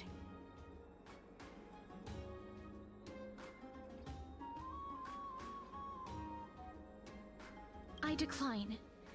If we don't find the Death Titan, his soul will... Oh? I can't go into the details, but we have to go to Styxia. I really don't get how. Princess, homebuddy, you keep talking about needing to find Thanatos, about getting rid of your curse, and you don't care about anything else. But did you ever live for your own pleasure? Even for just one day? What are you trying to say? I'm saying, contrary to your beliefs, Aglaya didn't take you in just so you can die for her Aranova. The Flame Chase journey walks hand in hand with sacrifices. Isn't that why you're always running away from Lady Aglaya? Fine. Never mind. We all have our own problems. I ain't gonna say anything anymore. It's not like I was gonna honor that bet anyway. But listen to me. Styxia is no tourist destination. Sure, the treasures buried in there are 10, no, 50 times richer than Aglaya's vault. Yet, I've never been there. And I never plan to. Because even a demigod can't be sure they can walk out of that place alive. And now I'm supposed to escort you to Styxia. Sure. Pay up.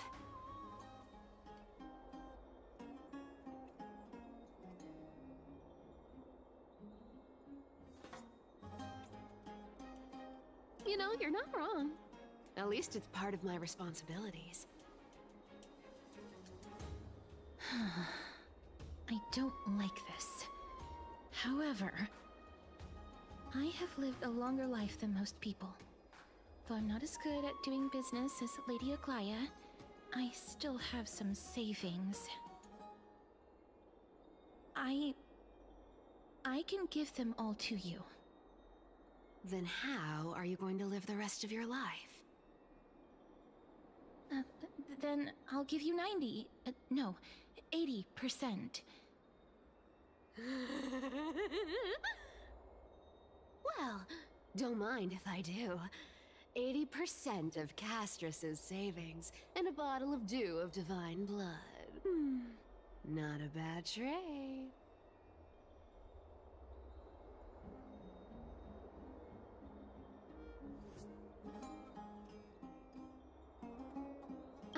Okay. I didn't know you hold grudges. Gray mystery. Here! Catch. Be careful with that! A minor change in plans, though. Don't go to the bath tomorrow. Come look for me at Akama's city gates instead. So, why are you changing the meeting place? Oh, nothing really. Just a bit scared of the seamstress's frosty face. I wouldn't stay a second longer in Akama if it were up to me. Well, now that we've struck a deal, why don't I give you guys a lift back? It's gonna be a long ride, so have a good rest.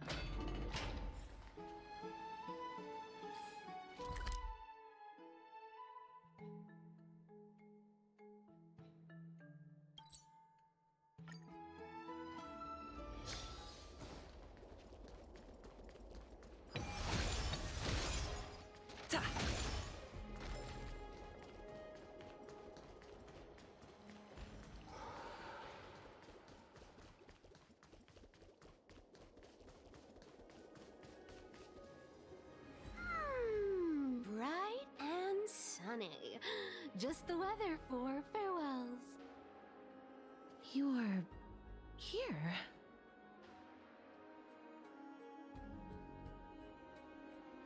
Totally. The trio team is the best set up to reach the finals. No need, I already told her. She's fine with it.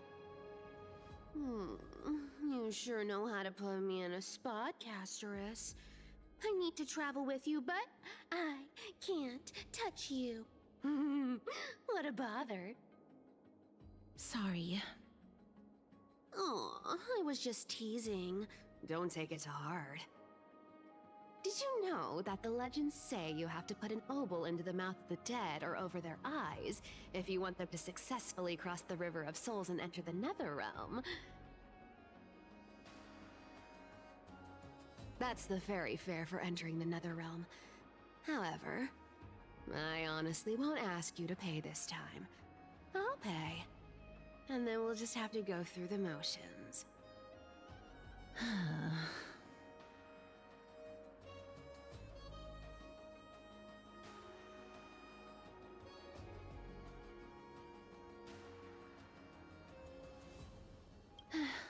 Don't worry. It's not a lot. All right, pass me the coin. It's time to get the gods' powers going. A fleet-footed trip to the Netherrealm. Here we come. Oh, one last thing before we go. I gotta give you this piece of advice. Especially to you, Princess Homebody.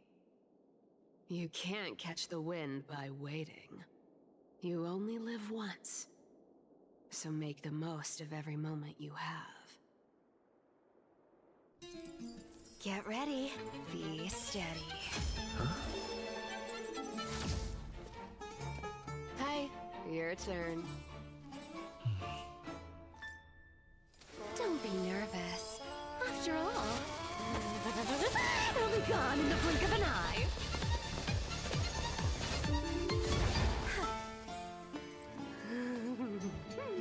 All done.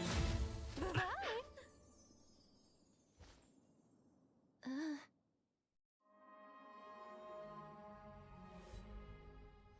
Are you feeling all right?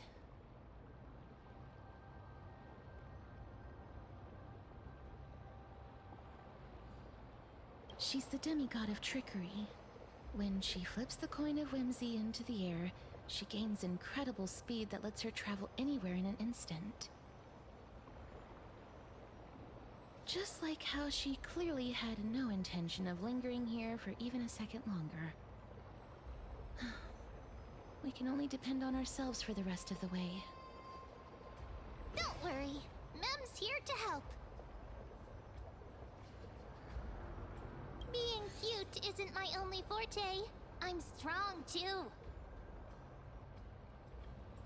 This is Styxia, the city of dragons and waves. Anaxa hypothesizes that the missing Thanatos is somewhere in these ruins. This is the land of their birth.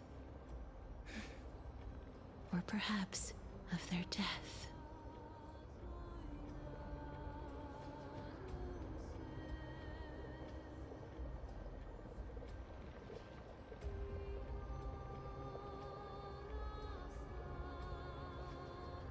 Anaxa had used a secret alchemical art to temporarily fuse his soul with Circe's and Kephae. And when he was on the verge of death, he was pulled by Thanatos and caught a glimpse of the flowing river of souls. This alchemy, considered a sacrilegious act, might actually make the souls of mortals and titans attract each other. Even though Thanatos has been missing for 1,000 years, and even their followers haven't been able to find them, perhaps that special attraction could summon them here. Oh, so are we going to use that Philosopher's Stone to conjure the Titan? I guess that's the only way. The only leads we have now are the name of this city and the fairy tale about the dragon. Thanatos is even more mysterious than I am. Indeed. Even one as erudite as Anaxa could only point us to this place, and no further. We will be entering the unknown as soon as we take our first steps. But that won't be the first time in my long journeys. I believe that, rather than standing still, taking action is by far the better option. Perhaps fate might take pity on us today and show some compassion.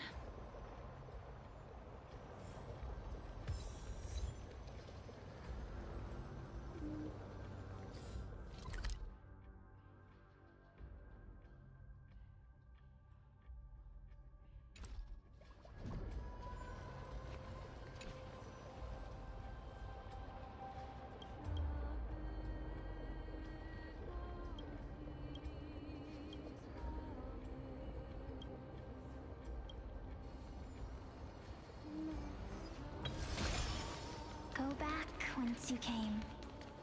Go back. Ahead lies the realm of the dead.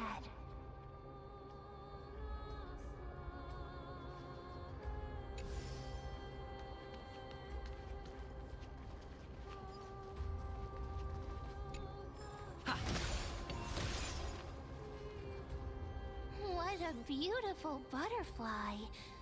Is it talking to us? This is a eulogistic butterfly. They are found in places where many have met their demise. In Idonia, some think of them as manifestations of Thanatos' benevolence. By turning the lingering obsessions of the deceased into these creatures, it is as if the Titan has made life into a specimen. Others think of them as Thanatos' messengers that guide the departed to the nether realm. The second theory sounds more believable. After all, the things they're saying are rather, direct. Perhaps. But the fact that we're able to hear their whispers proves that we're fast approaching the realm of the dead.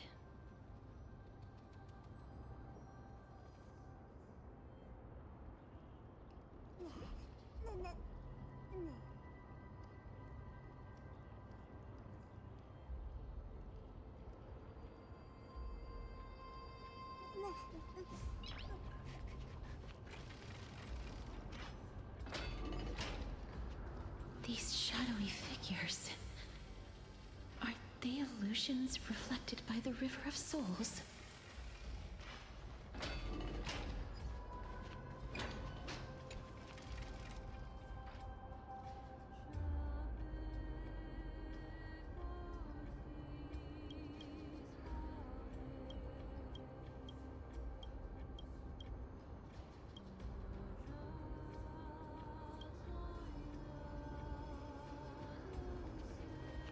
Do you want to buy any fish?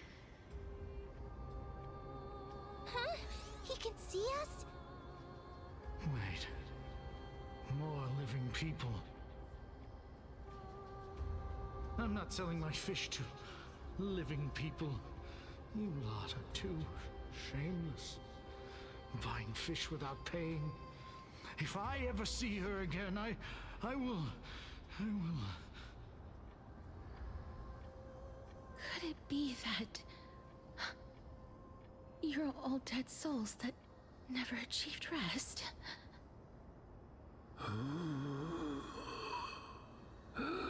The nether realm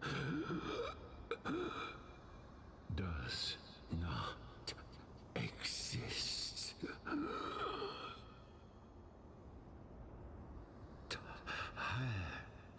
Titan rejects you. Me.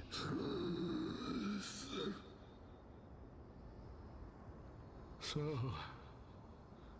do you want to buy any fish? But there aren't any fish nearby. Other fish gone. The people are gone too. I can only keep selling fish. So, do you want to buy any fish?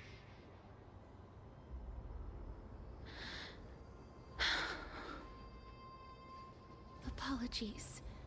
I don't have much in the way of savings, but perhaps there's another way for me to release you from your suffering. Please relax. May you fall asleep peacefully amid a gentle field of flowers. This.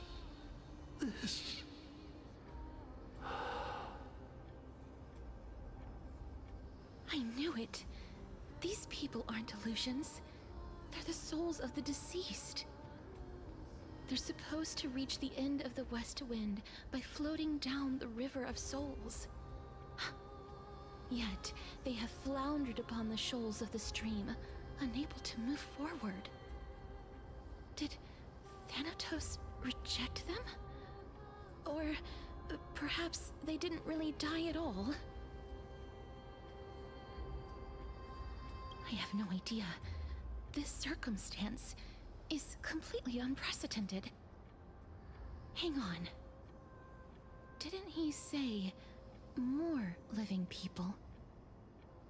So that means he's seen other members of the living apart from us?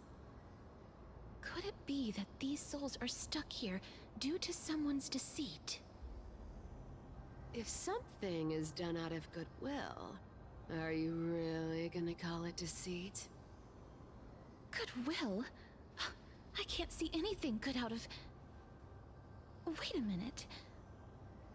Lady Cypher? That's me. Could it be that you are the living being that those souls met? I couldn't take their behavior anymore. So I stole some things here and made up some lies there. Just trying to give them something to look forward to, you know? It's because of vile living creatures like you that we're being misunderstood by all of them. What else am I supposed to do? You can see the mess this place is in. These poor souls are denied by the Netherrealm. So now they're stuck in a few brief moments of their life. Unable to move forward or back. Did you see those two blacksmiths on the way? They've been here for as long as the sun's been around, wailing over and over about casting a shield. Styxia is so freaky. Then why have you come back, Lady Cypher? Hey, I'm not here to aid your adventure. I hate water more than anything else in this world. Especially that stinky River of Souls. But, I just discovered some stuff before I left. And I reckon you should know about it. It's about that boy who defied death. I found traces of him here. Lord Mighty? Oh, right! That's his name.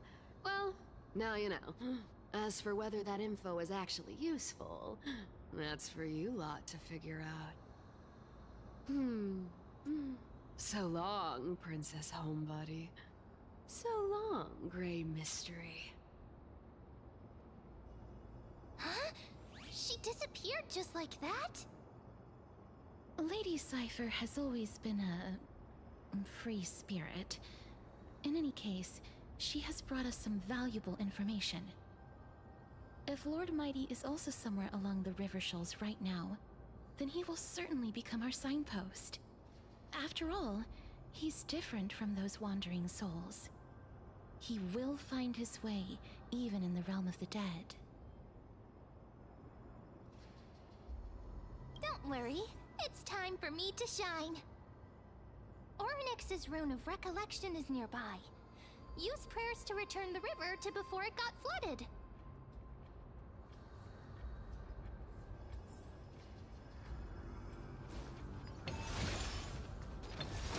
Hey, over here!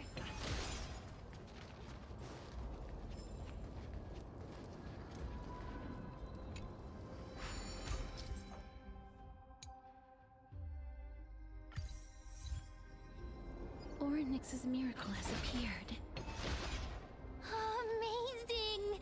It's like we're inside a giant bubble. Even the river got parted.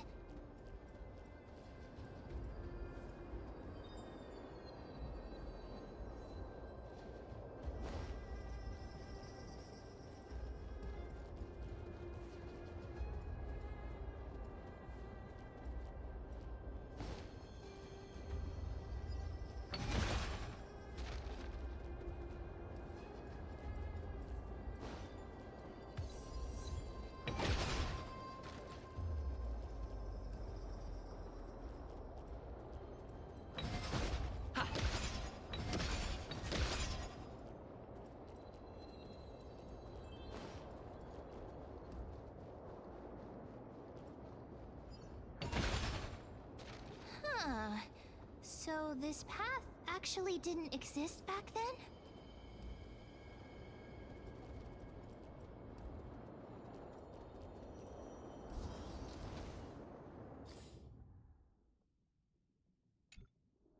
There are wandering souls of the deceased here as well. We must first return to the present before we can communicate with them.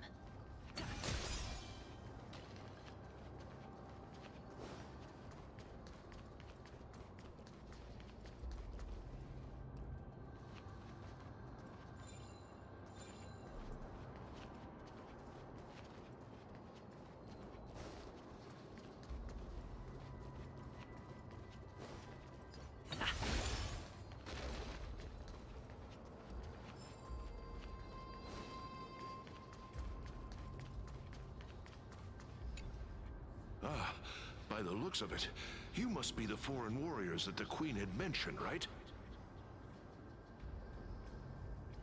Since the current campaign requires the utmost care, I wasn't able to make time to welcome all of you. Please, forgive me. Foreign warriors? A priestess, a warrior, and a divine beast. You look identical to the blessed saviors that the Queen described.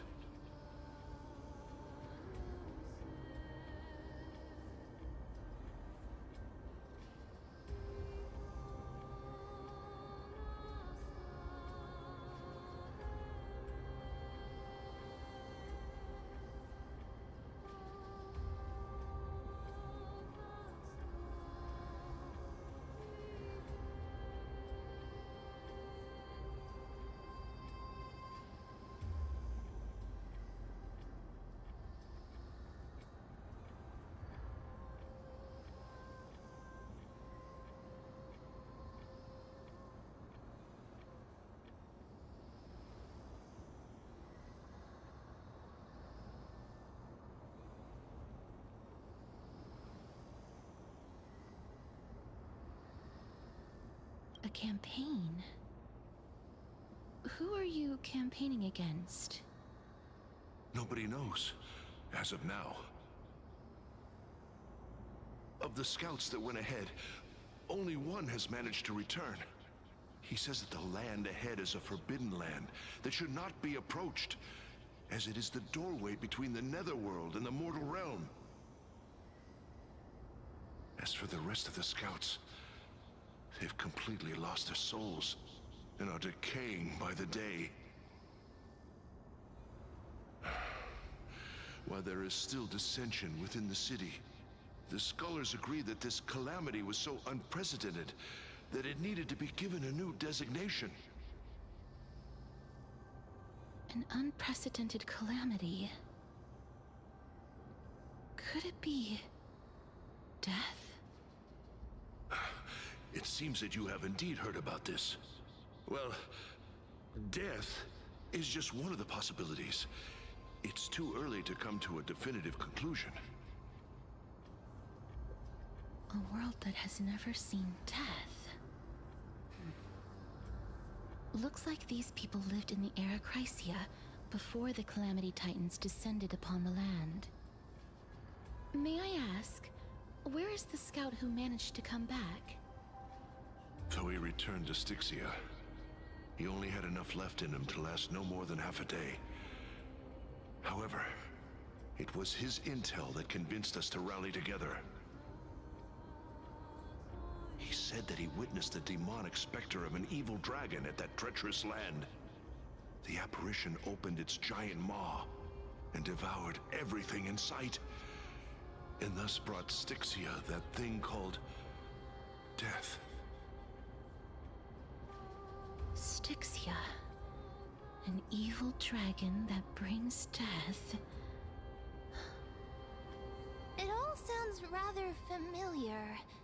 Wait, wasn't this part of that fable? Sir, could I ask how the Queen and Princess are doing? The Queen?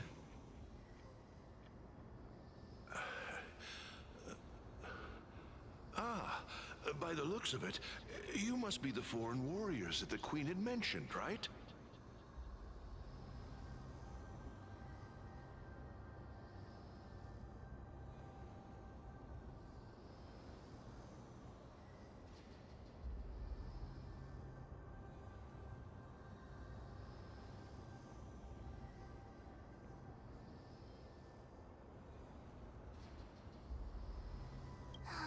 same lines. Looks like he's still trapped in the moments before his death. Leave it to me. Sir, the war ended long ago. Styxia no longer exists. Styxia is no more? This cannot stand! Newcomers, hurry up and go take your positions! Oh, looks like it's difficult for this gentleman to accept reality.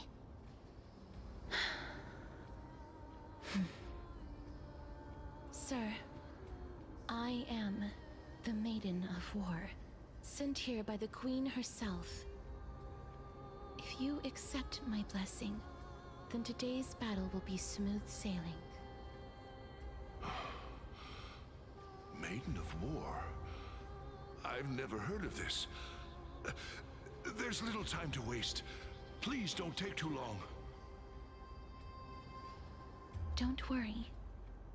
I'm typically unwilling to prolong such a moment.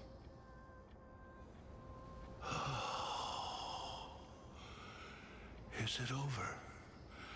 Have we won?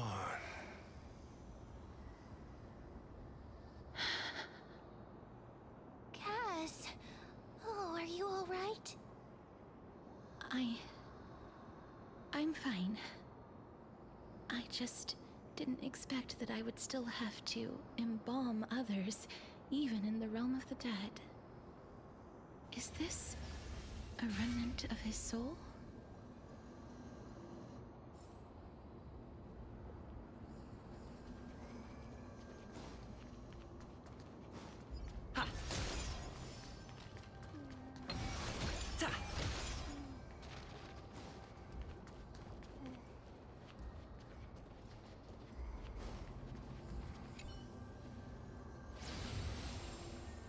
Well then, why should I place my trust in you? Holy maiden from afar. Wait, this is... I don't quite understand what you're trying to say. Since the prophecy has already pronounced your name as Chrysos' heir of death, Akima ought to treat you as an esteemed guest. However, you seem to have no intentions of concealing your involvement with the Council of Elders, while most likely being aware of my issues against them. I cannot deny your claim.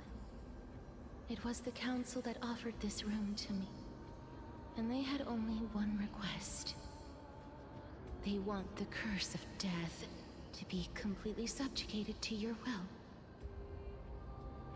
I was agreeable to that request. But why? I am unable to rid myself of this innate curse. However, from this day onward, I shall use it according to your will. I will never make any superfluous moves on my own. I see. So that is how they plan to control the Flame Chase journey. They have shifted the heavy responsibility of granting death over to me. If I ever become obsessed with executing people, they will then have ample reason to terminate the Chrysos heir's journey. And yet, you seem to not mind. This is quite surprising to me. That's because the fate that we were born with is a burden far heavier than that of an individual's life. I've woven many unforeseen events into the tapestry of fate. This is but one instance. Tidy up your precious garments and come with me. Akima welcomes you, Casterus.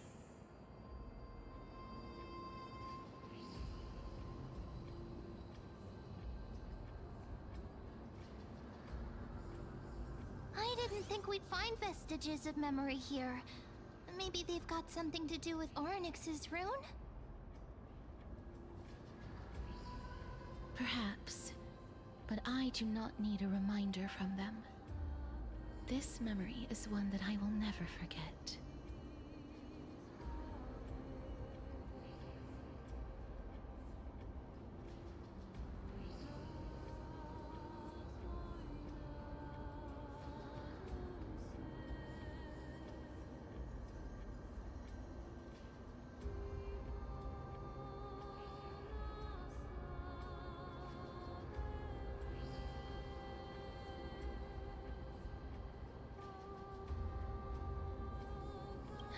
Indeed.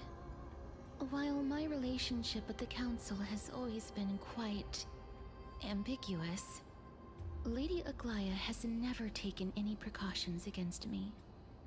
Instead, she's shown me nothing but complete trust. I really want to repay her for that trust. But why would this memory appear right now? Is this really Orynyx's power?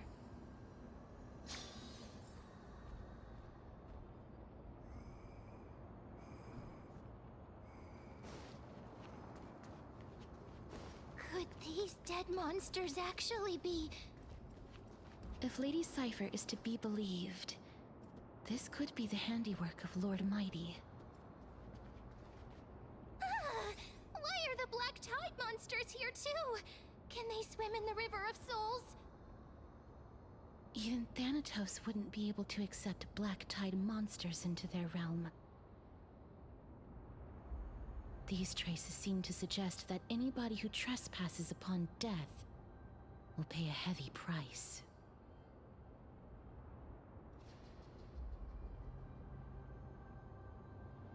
Since the realm of the dead must remain peaceful, it's imperative that we rid the place of such discordant noise. Please stay back. Let me deal with these enemies.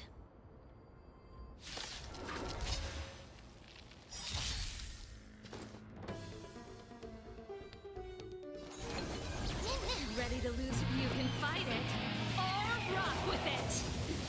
Gotta try hard. Watch this awesome move!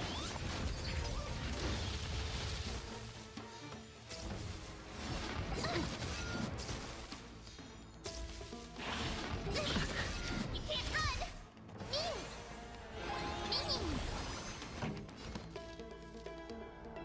Keep up! That's all you got? Here! Try that again!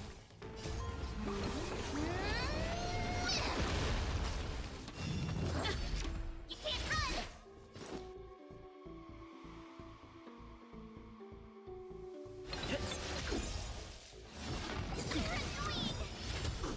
Ready to lose yours? You can fight it, or rock with it! Reach the end of the story in your own way. The path ahead is blocked by the River of Souls again. In that case, let's go back to the past. This miracle sure is handy. This is yet another aspect of a Titan's divine power.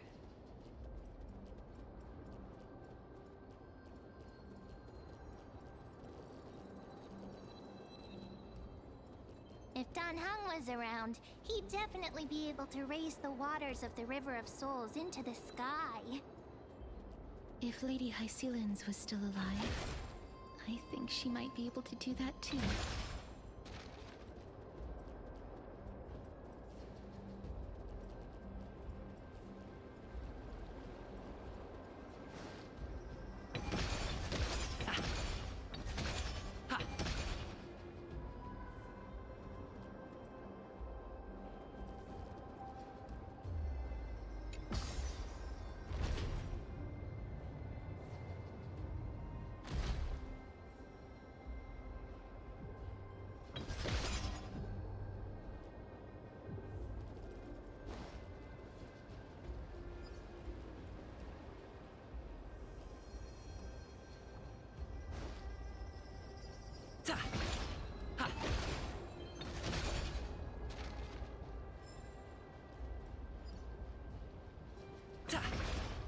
we can't get through here.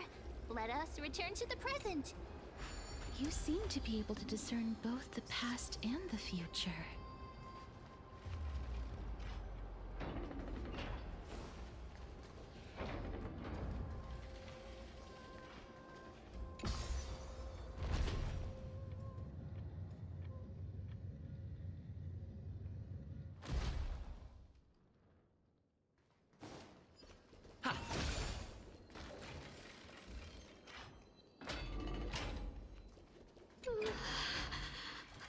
Why isn't there a god? Indeed, my downtrodden fellow. Your sorrow, I will at least derive some comfort. If all the It's...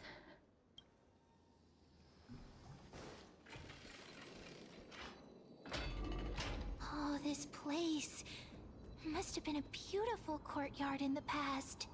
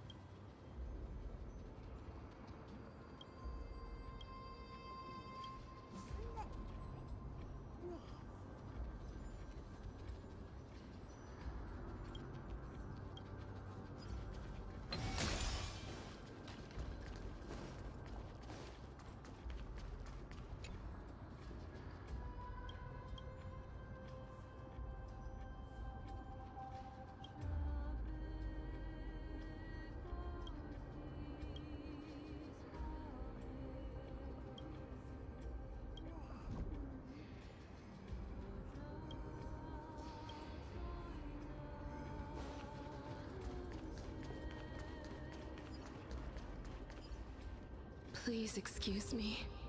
I am but a scholar from a distant land who had the misfortune of falling into the River of Souls and turned into a member of the dead.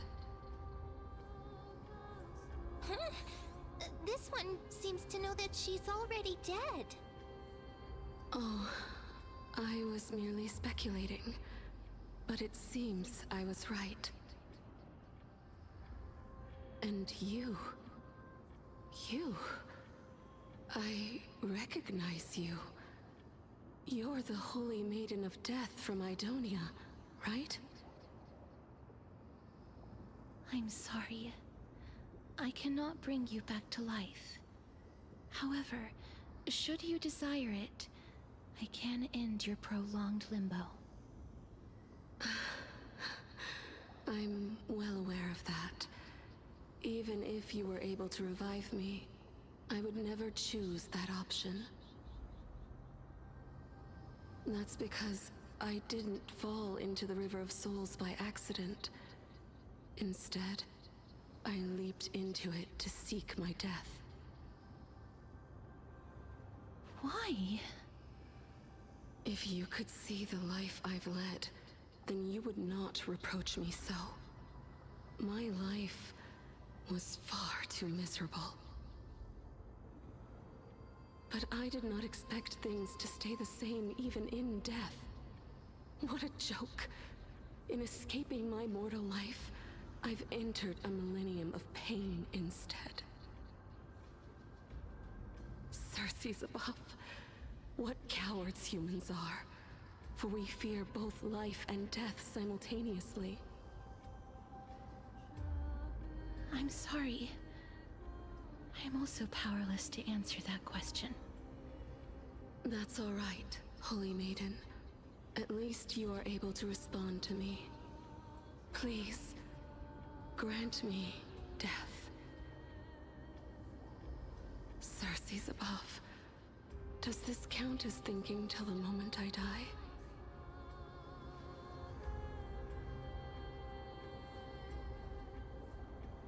I have seen too many farewells. Her distress is quite commonplace. There are those who will end their lives over what seems to be the smallest of worries. For some people, this power that I possess is a blessing rather than a curse. But I never managed to convince myself of that. Cass, are you still trying to create a world without death? Yes, because when placed under time's vast scales, there is no worry in this world that cannot be solved.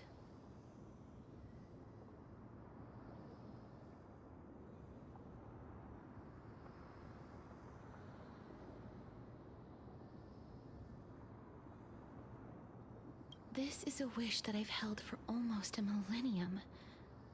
My mind might have changed once upon a time if people managed to strike up a friendship with me. But I've never been more firm in my conviction. Now that I've learned about your near-death state, it is my duty to wipe death from the face of this world.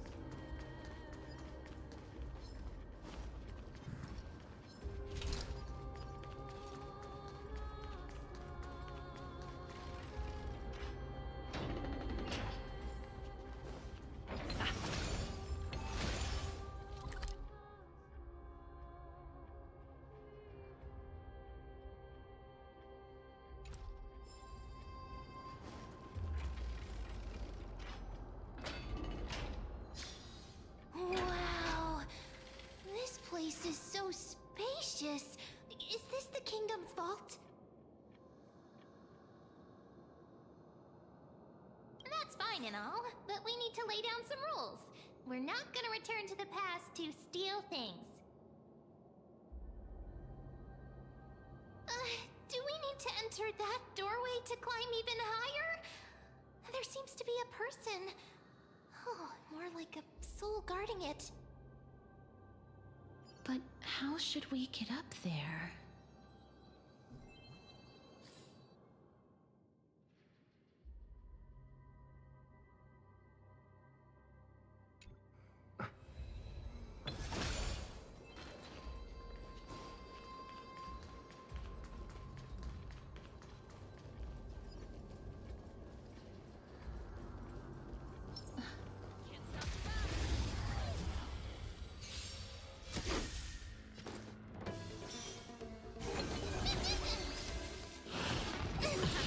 Try that again.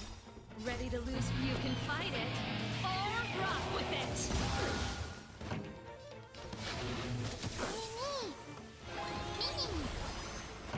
Turn it up.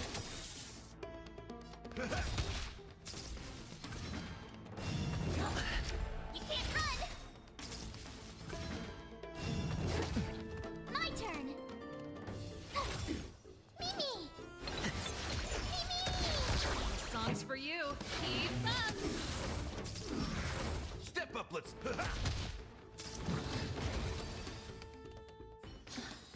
The path is blocked yet again. Oryx's 8 always appears in times like this. How convenient.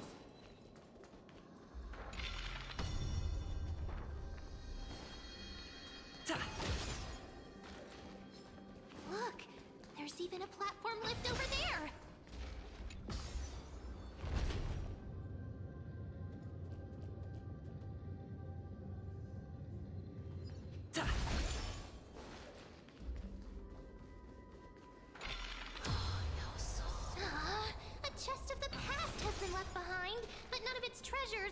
inside.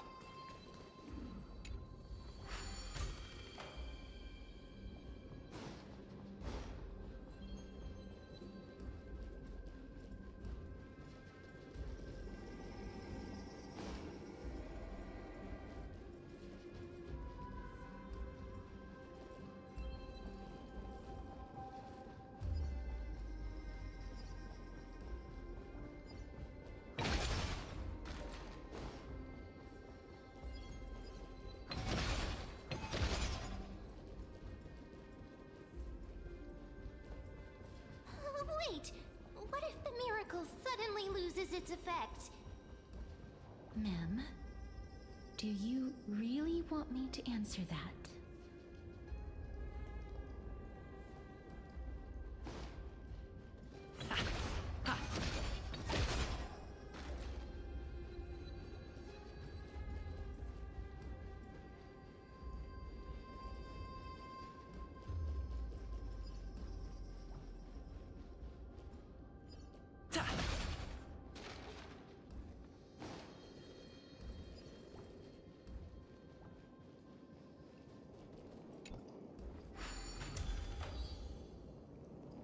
Stay back.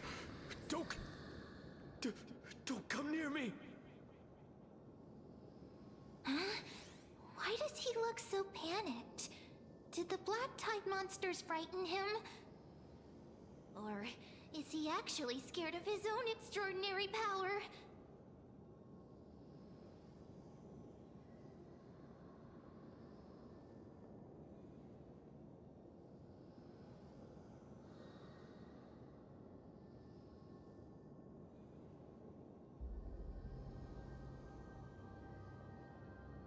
There's no need to be alarmed.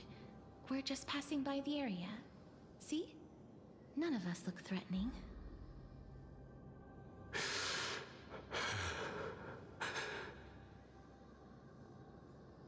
You have a point. Although, while this might once have been the royal vault, it's since been plundered empty. So please go away right this instant. You've misunderstood us. We simply heard your shouts as we were passing by, then decided to come over to find out what happened. My goodness. Did I really yell out loud? How rude of me. I'm sorry to have bothered you. I merely saw a warrior. While that spirit didn't harm me, his blows really packed a hefty punch. A warrior? Could it be... Wait a minute. You seem to be quite different from him. Are you actually alive? How can you walk around here while alive? It's a long story. We're here to seek an audience with Thanatos. Thanatos? Who's that? Is it possible that he's also living in the era before death descended? Death. Could it be that you are here to defeat the evil dragon Pollux? Pollux? Is that the embodiment of No. Death? According to the warriors under the Centurion's command, that evil dragon has been dead for quite a while. The curse that condemns people to death didn't originate from it. But they saw a girl within the dragon's embrace, and she is the true Reaper.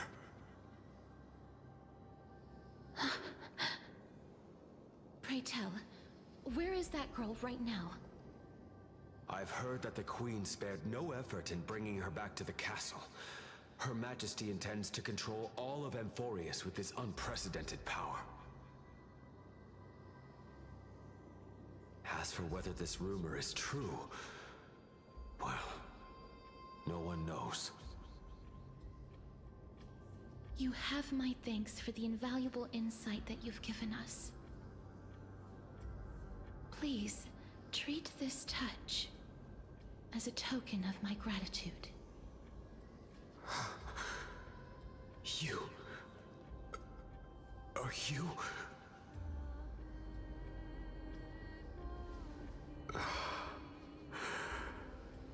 Thank you. This is his...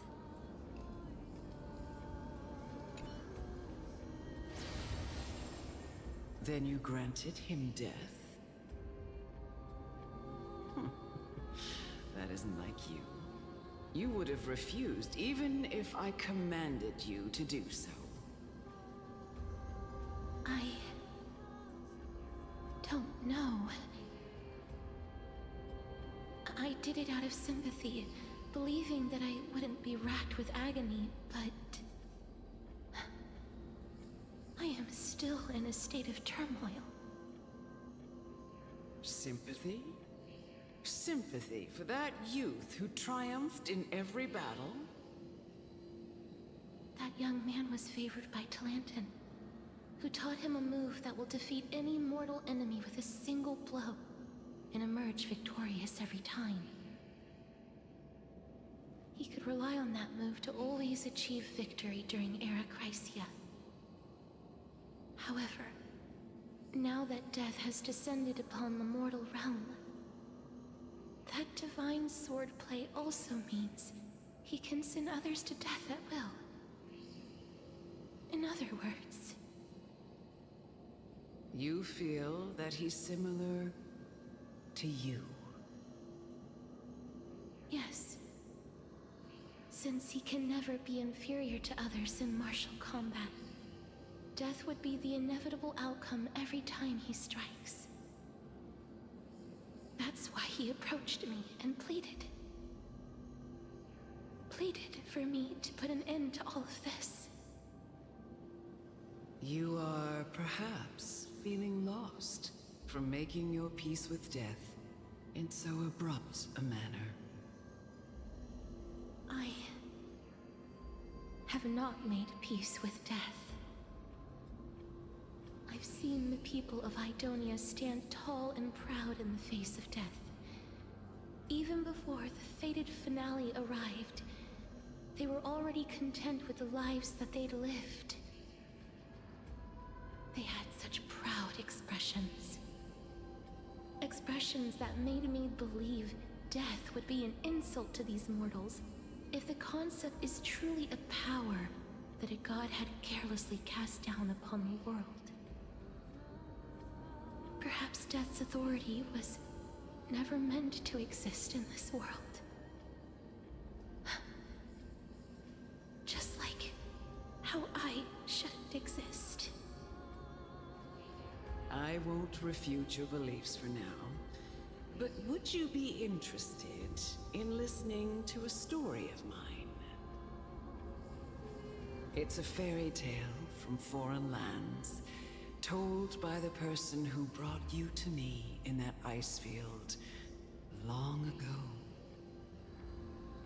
A tale told by the Queen of Styxia. What? Wait a minute. That means the girl born in the dragon's embrace, the personification of death these souls talked about. That's you, Cass? I've already had an inkling for a while now. But I honestly have no memories of Styxia. My memories only begin after Aminet brought me to Idonia.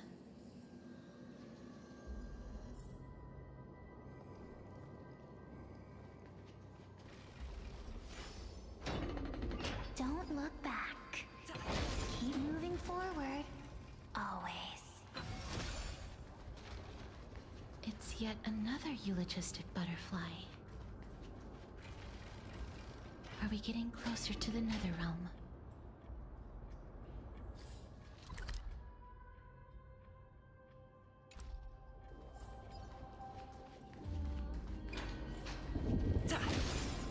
Oh, this is...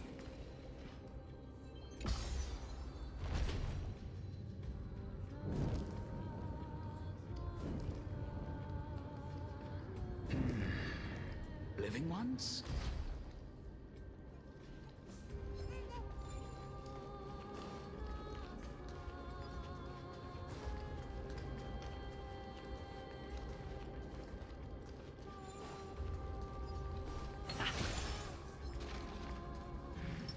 Can't stop the run!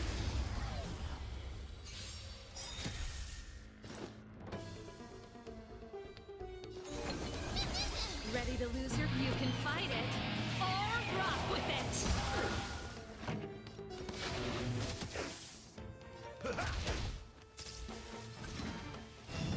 You're annoying!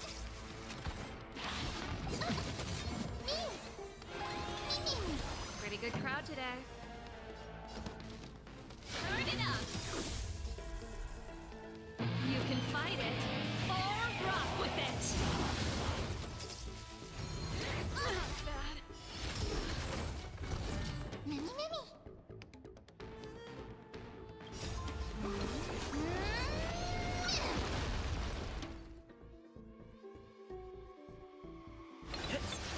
Nice, like my friends. Indulge yourselves! Gotta try hard. Watch this awesome move!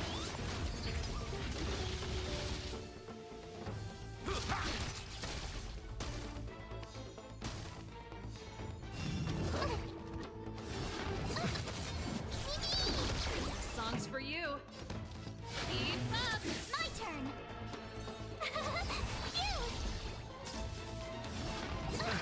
Confidence. You can't run! Mimi!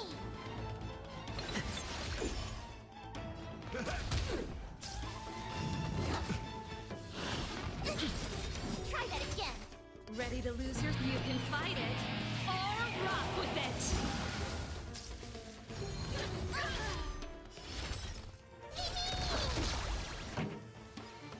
Turn it up! Mimi! Tough luck running into... The best is yet to come.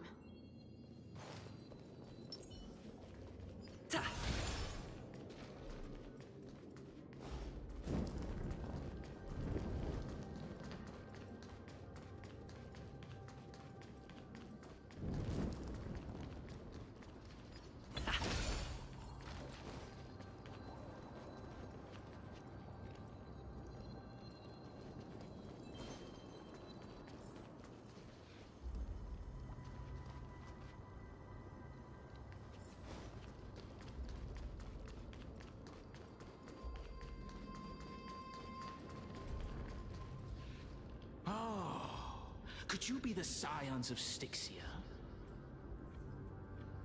Did you hear about the great work that I'm doing here? And have thus arrived to give me the last material that I need for transmutation? Great work? Have you heard of the great name of Pollux, perchance?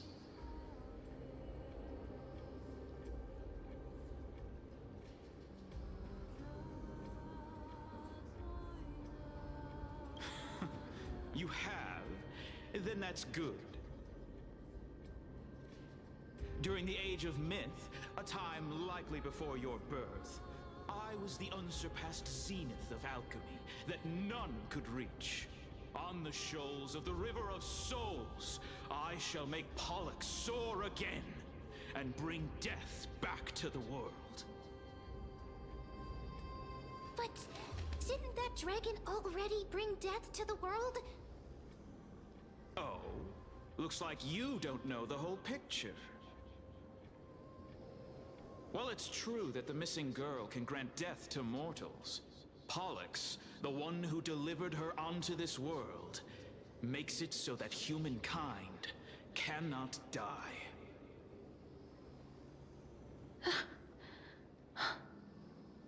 So, it's just as I feared.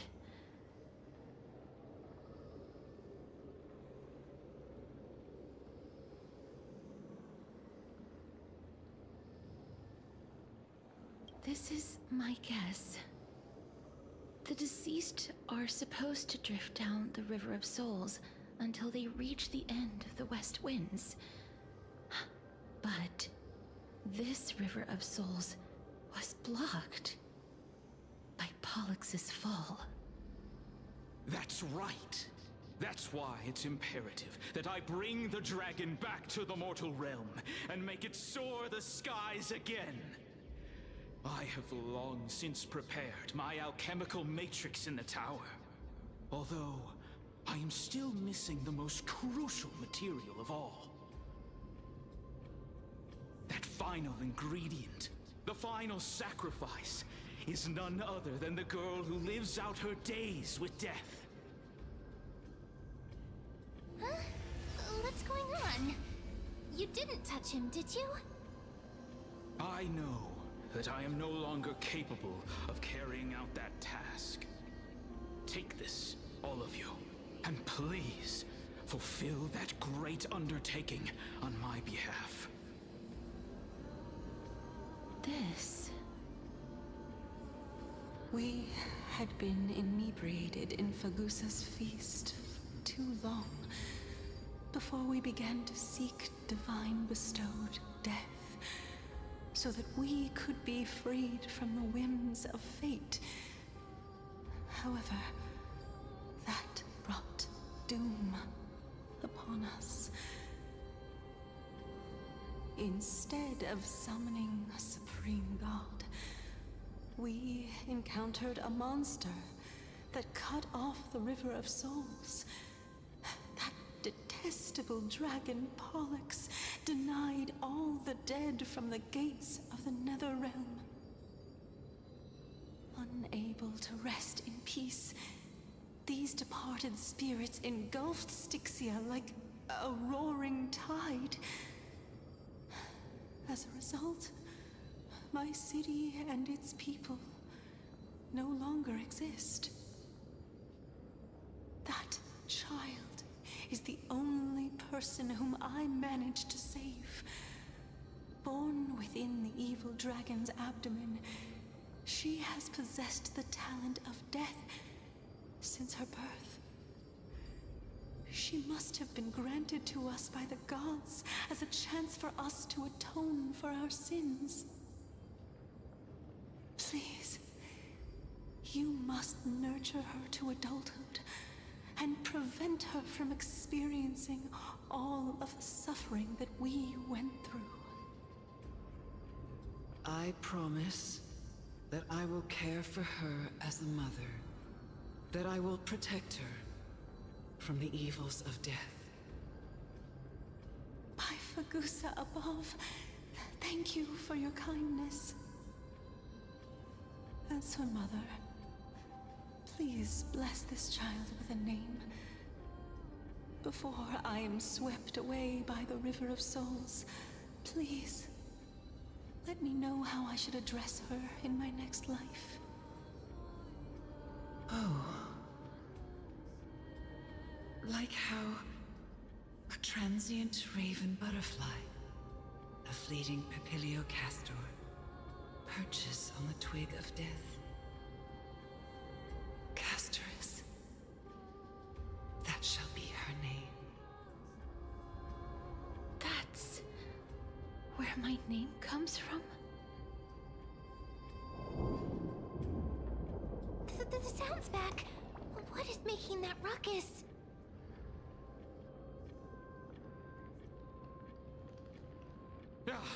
Living ones, don't waste your time bickering. The Netherrealm's wrath is falling upon you.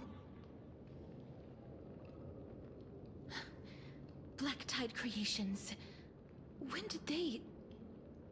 Mister, please fight them with caution. Be careful not to suffer the same fate as those Black Tide creatures!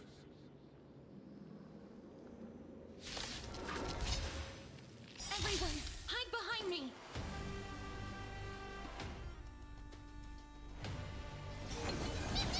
Ready to lose your... You can fight it, or rock with it! Gotta try hard. Watch this awesome move!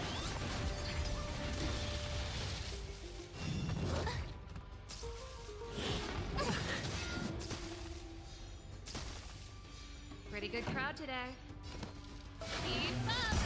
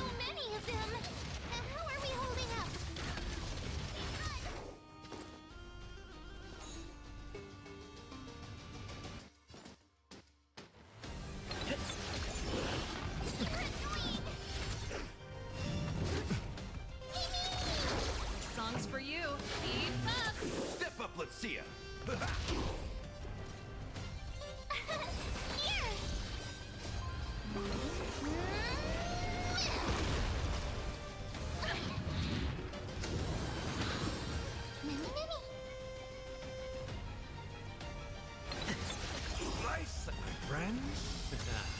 Indulge yourselves! You can't run! Ready to lose your... You can fight it, or rock with it!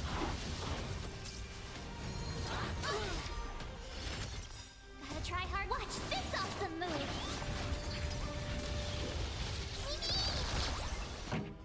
Turn it up! My turn! You! Mimi! Mimi! Pretty good crowd today. Keep up! Step up, let's... Ready to lose your... You can fight it, or rock with it!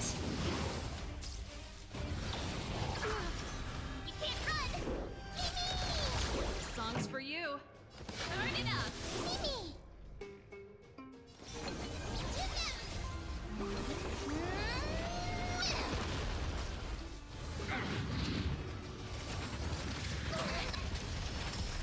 Tough luck running into me! Here!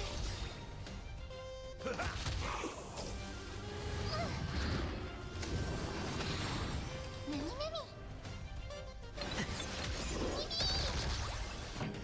Keep up! Mimi!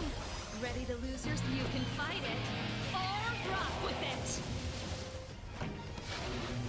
In the mood for another beating? Gotta try hard. Watch this awesome move!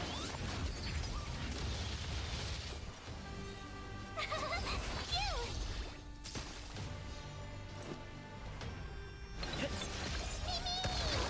Song's for you. Keep up! You can't run! Step up, let's see ya! Mimi! My turn!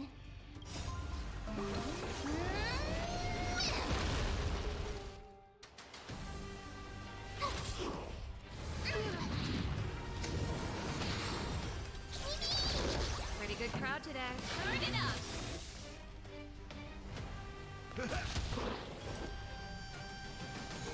Mimi! Try that again! Mimi! Mimi! Ready to lose your... You can fight it, or rock with it! Tough luck running into me!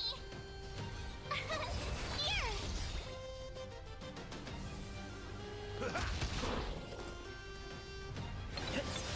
Nice, like my friends? Indulge yourselves!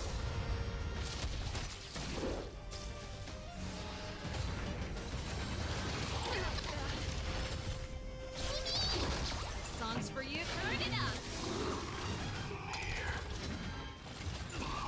For the feast of strife, on the triumphant return.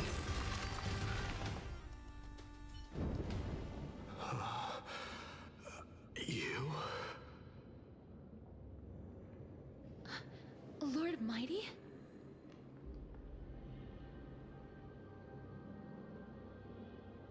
Lord Mighty, you've been through some tough battles once again. That black tide is endless. My death is only temporary. I will find my path of return and go back to the world of the living and continue my protection. Lord Mighty, I have always wanted to. Why does death reject you? I'm the one resisting it. I must resist the temptation to go with the flow. I'll go against the current and kill my way out of this cursed nether realm. That is my destiny.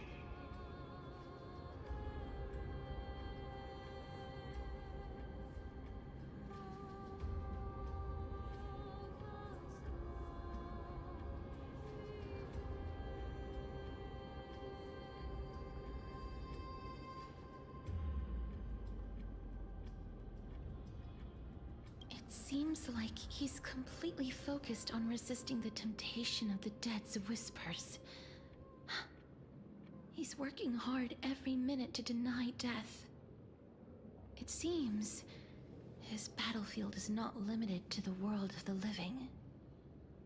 Lord Mighty, are you willing to travel with us? We're headed for the Matrix inside that tower, to summon Thanatos from their prolonged concealment.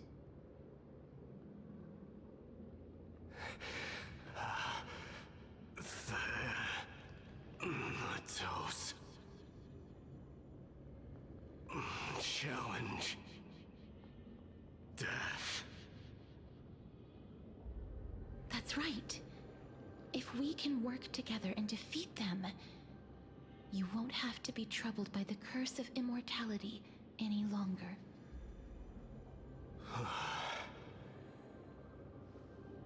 Let's go together, Castoris. Let the person who has brushed against death countless times guide your way. Cass, are you sure you want to do this? The alchemist said he wanted you to be a sacrifice. I'm not afraid. There's no reason for us to turn back anymore. Rather than standing still, taking action is by far the better option. Perhaps fate might take pity on us today and show some compassion.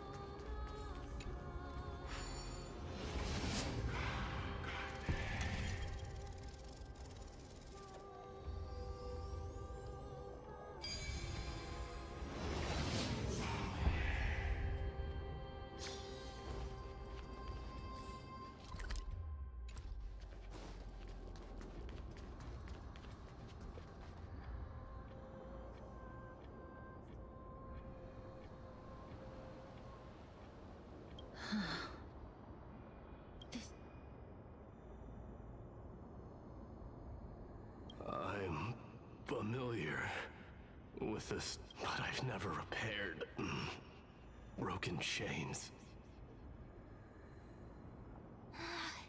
If I was more powerful, I would be able to carry one person with each limb and fly the four of us to the other side. The Rune of Recollection is here, but I can't find the miracle orb anywhere. So weird. Oh, could it be in that collapsed tower in the distance?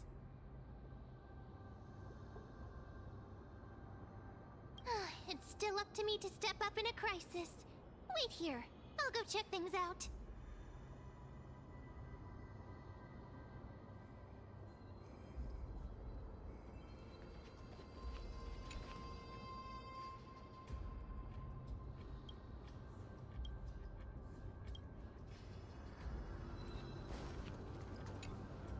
Just shout for me when you need my help.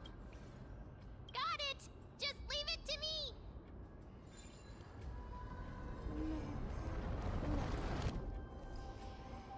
Mem did it. The pink squirrel is very smart. Why am I a squirrel now?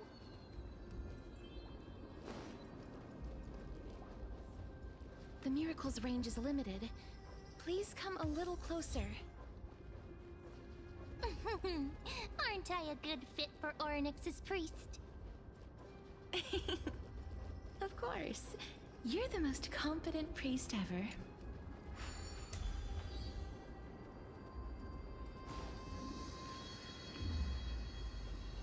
The alchemical matrix should be behind this door.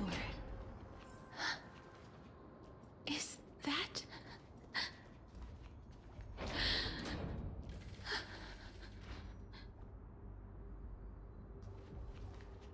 Wow.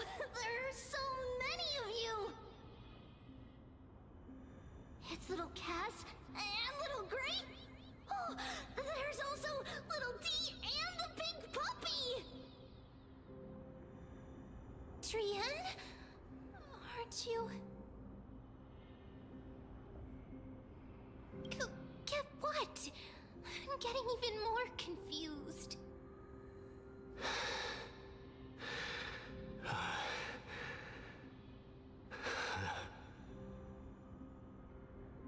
This is the first time I've encountered a deceased friend while going upstream in the River of Souls. It really works like this. Just like the other departed spirits we've encountered along the way, I'm also unable to sense the aura of the living on Lady Trian.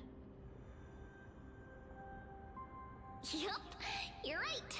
Trian already knows that she'll not be able to return to everyone's side. But Trian believed that little Cass would eventually return to the Netherrealm. So, Trian has been standing here, at this spot closest to the world of the living, and waiting for little Cass. Oh. It must have been very tough for you. But according to what Trian said, we're almost at the entrance of the Netherrealm. Trian promised Trevi and Trinan that when little Cass got here, Trian would get the gift ready and be the first person to run over and welcome you.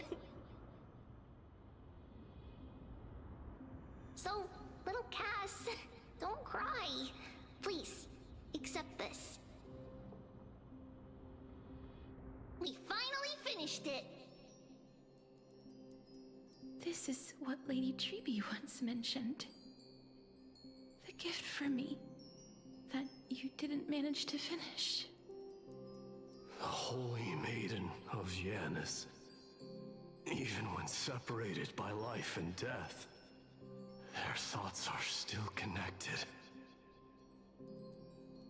Trian spent a lot of time drawing this. Trian hopes that little Cass likes it. Seriously? It's seriously a wonderful drawing. Lady Trian.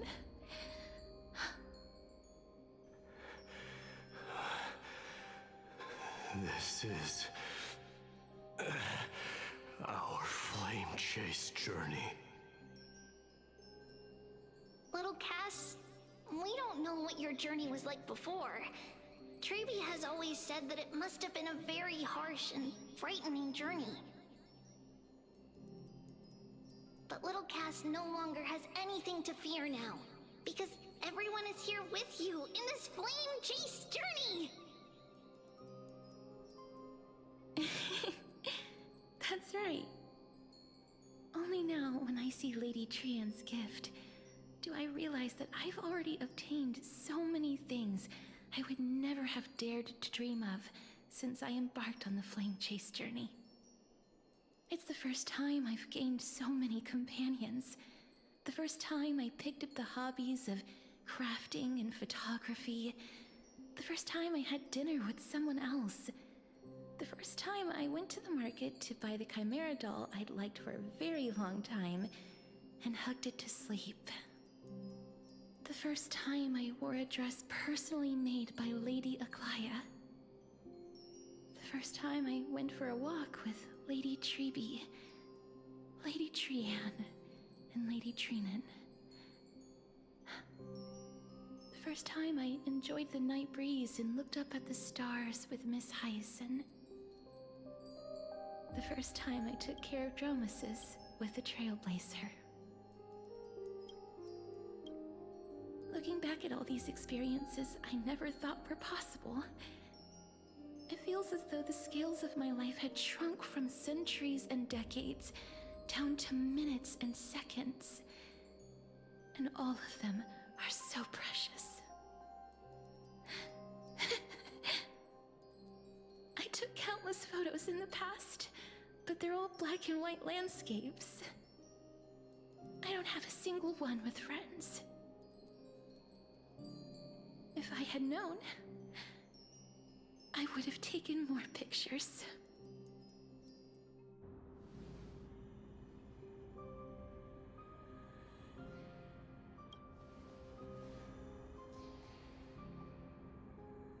Trian says yes! Trian likes little Cass and would love to take a picture with little Cass. Sadly, being departed souls, our images cannot be captured in the world of the living.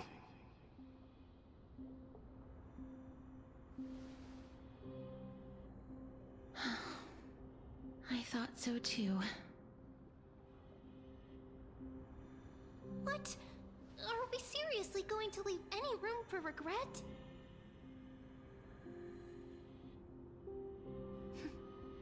There won't be any regrets. This vivid drawing surpasses any photograph from the world of the living. Little Cass smiled. Treevee, Trinan, and Trian's wishes finally come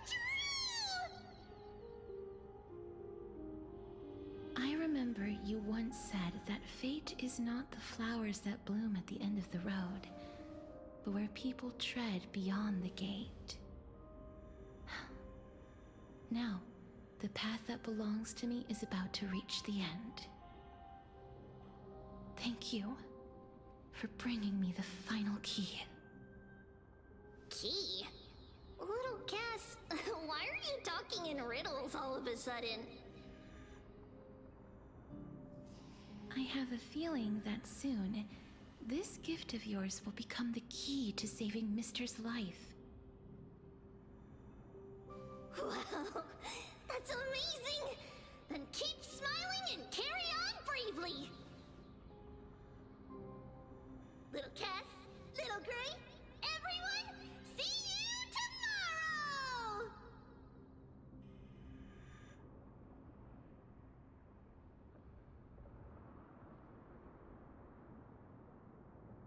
Lady Trian.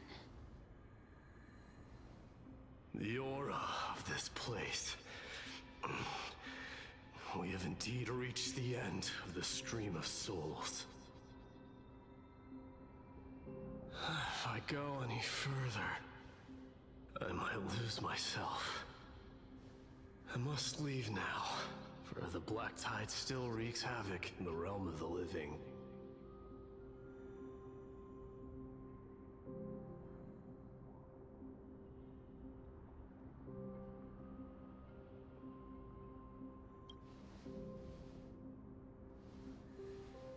I have broken free from the chains of death countless times. This time will be no different. Castorus, will you fulfill your duty for the flame chase?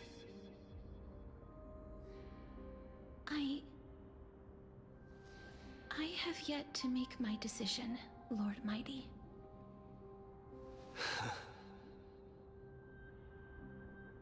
No matter. Make the choice your heart desires.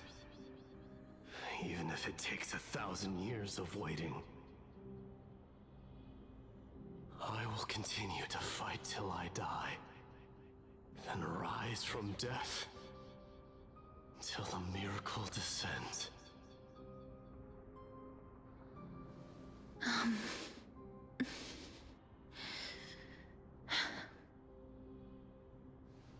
There is one more thing you should know, Lord Mighty.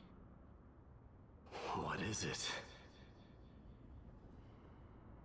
Professor Anaxa may have deduced the principles behind the Era Nova. You and I may be reincarnated as strife and death in the next cycle, becoming calamities wreaking havoc upon the world. I see.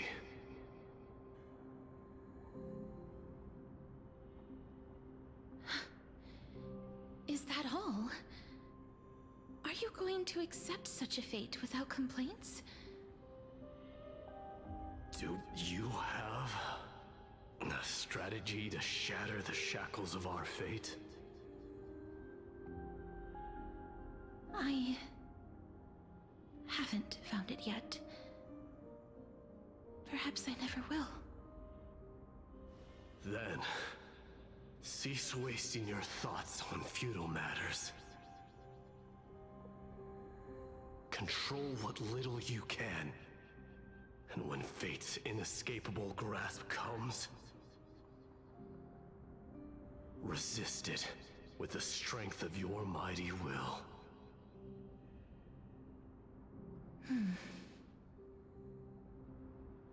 Thank you, Lord Mighty. I will find the right decision.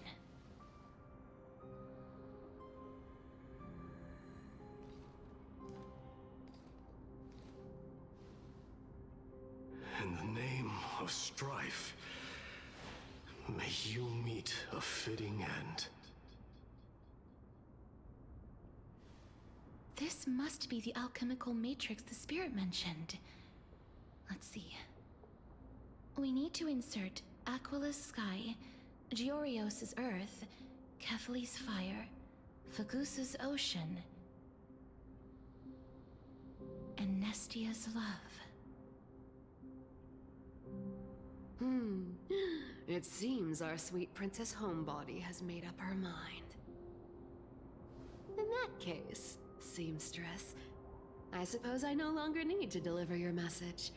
My time is rather precious after all. Whether you wish to break free from death or not, please, follow your heart. By the promise you once made, I ask that you fulfill your duty one final time. Castorus, please, live as a human, and die as one. According to that alchemist, the final piece is supposed to be me. However, he is not privy to the past, and therefore cannot see the full picture. The past? I saw the twins of death in Kephali's memory, and now I am certain that I was one of them. The trial of the Hand of Shadow demanded taking the life of your family. I died during that trial, falling before the gate to the new world.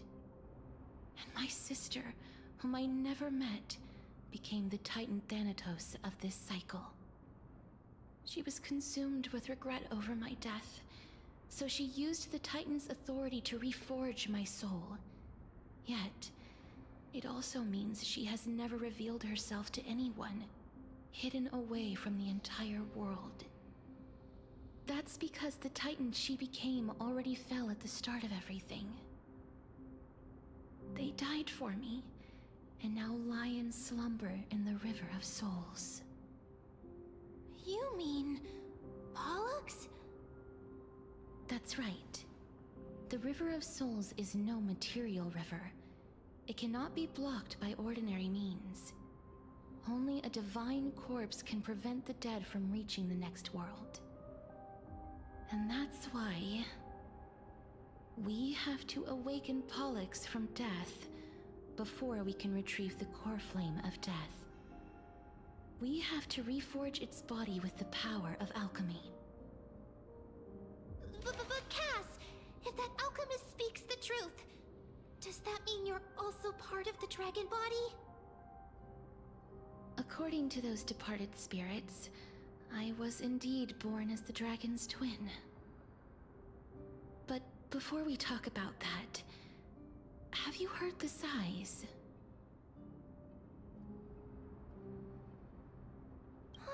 I heard them too. So what are those? I think it's probably the sign of Pollux's wish being fulfilled. They must have realized how heavy a price they'd need to pay when they used their divine authority to resurrect a dead woman. That's why they exerted every ounce of their strength to send me to Styxia. A city that called for death. A land where none is hostile to death. They never saw their wish fulfilled and fell so prematurely, all because they wanted to give me a new life.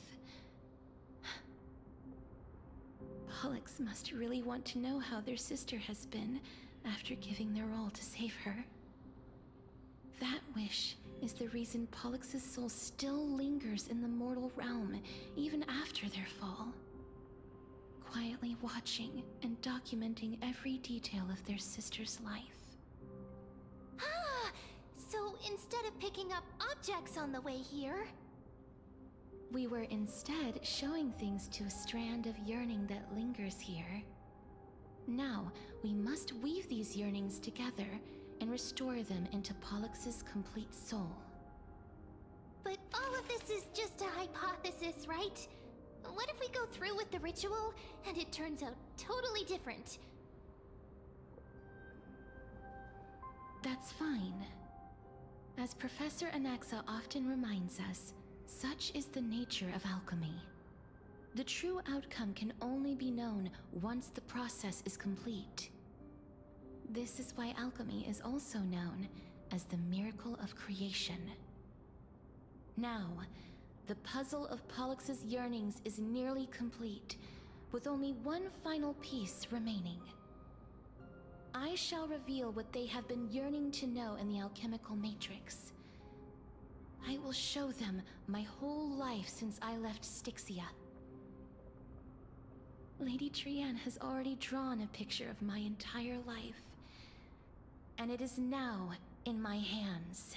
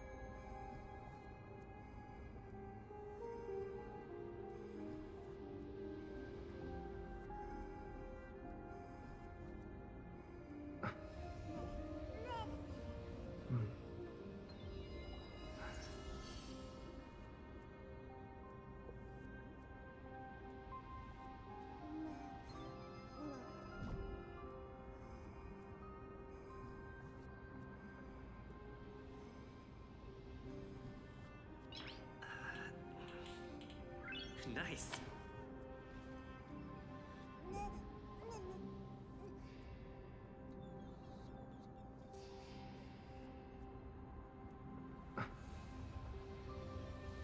Hmm.